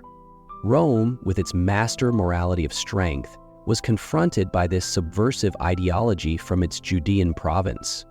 Christianity offered a compelling story to the huge population of slaves and the poor across the empire. It told them their lives mattered, that their weakness was a virtue. Over time, Nietzsche believed, even the masters began to doubt themselves. The constant critique of their own nature as evil and the insidious spread of bad conscience, the idea that our natural instincts for power are sinful and must be turned inward against ourselves, began to take hold. The triumph of Christianity wasn't just a religious victory. For Nietzsche, it was the victory of slave morality. The values of the weak had been successfully installed as the operating system of Western civilization. It was a victory so total that for centuries no one even thought to question it.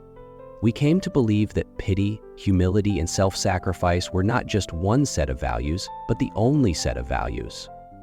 In the same way, instead of asking why we all sacrifice our value, this historical detective story wasn't just an academic exercise for Nietzsche.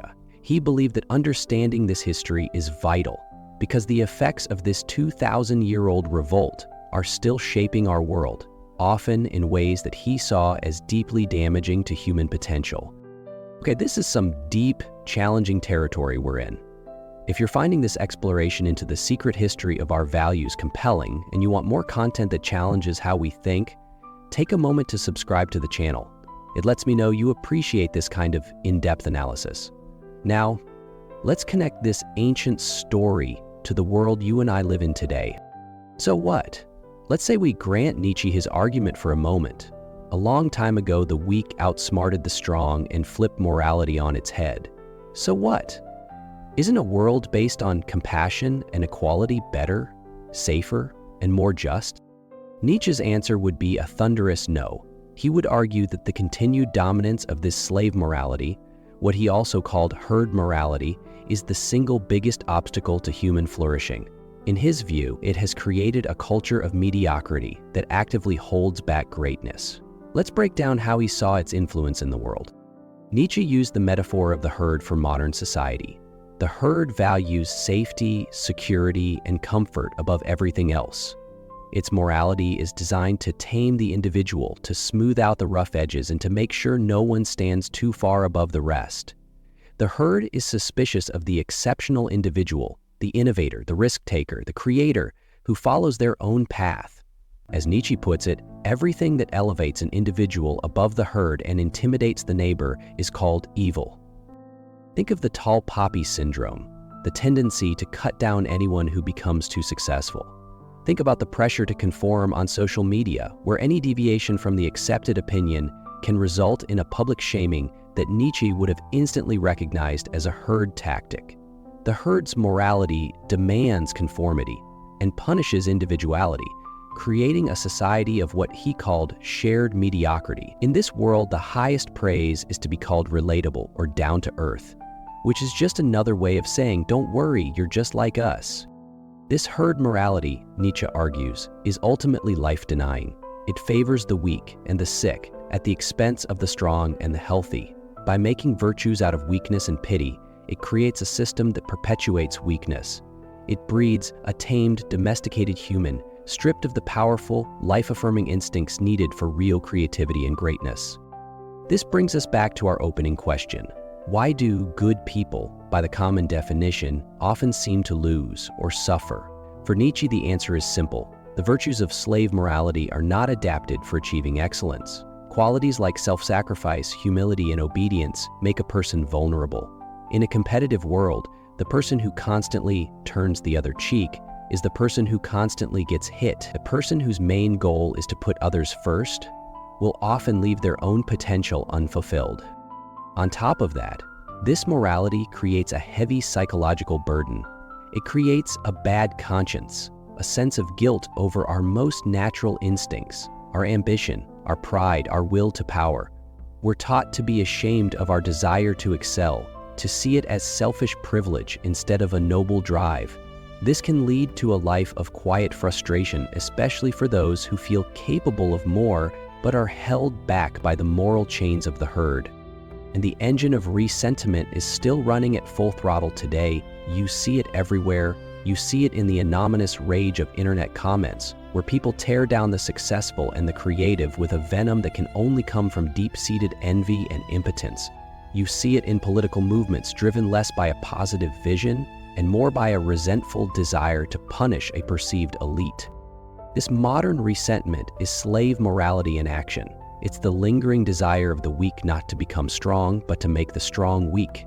It's the impulse to find a scapegoat for your own frustrations and use the language of morality, justice, fairness, equality as a weapon of imaginary revenge. Nietzsche argued that modern democratic and socialist movements, with their obsessive focus on leveling the playing field, are the direct political heirs of this morality. For Nietzsche, the end point of this process was terrifying: nihilism. The belief in nothing, the feeling that life has no value. He feared that by constantly devaluing strength, health, and life-affirming instincts, we were draining the world of meaning and vitality, paving the way for what he called the collective degeneration of man. So we stand here amid the rubble of some of our most cherished beliefs. We started with the comforting certainty of our moral compass, the idea that kindness and humility are the absolute good.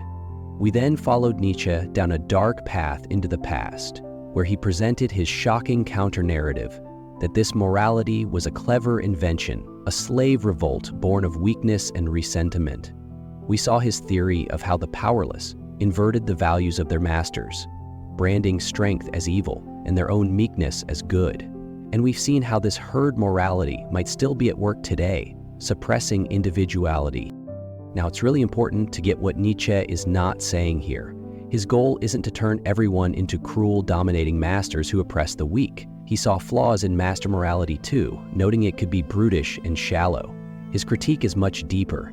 He isn't offering a new list of commandments. He's trying to perform a philosophical act of liberation. He wants to free us from the unchallenged tyranny of a single moral system, especially one he saw as life-denying. His ultimate call was for a revaluation of all values. He urges us as individuals to critically examine the values we've inherited, to ask ourselves, do these values serve life? Do they promote strength, creativity, and my highest potential?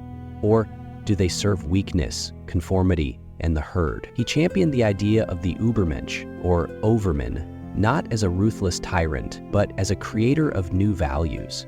An individual with the courage to overcome the morality of the herd and to find good for themselves in a way that affirms life in all its chaotic, beautiful, and terrible glory. Nietzsche forces us to confront uncomfortable questions. Is our compassion sometimes a mask for our own weakness? Is our demand for equality sometimes driven by envy of the exceptional? Have we become so afraid of suffering that we've also become afraid of the greatness that can only be forged through hardship? He leads us at a crossroads. One path leads back to the comfortable prison of the herd, to the safety of unquestioned beliefs. The other path is a step into the unknown. It is the path of the value creator, the individual who dares to look at the sacred laws of morality and ask, were these written for me, or can I write my own? So, I'll leave you with this question. Now that you've seen the strings, can you still dance to the same old song? Or is it time to write your own music? Let me know your thoughts on this radical idea in the comments below. And if you want to continue challenging your own mind, make sure you're subscribed and have notifications turned on for the next exploration. Thank you for watching.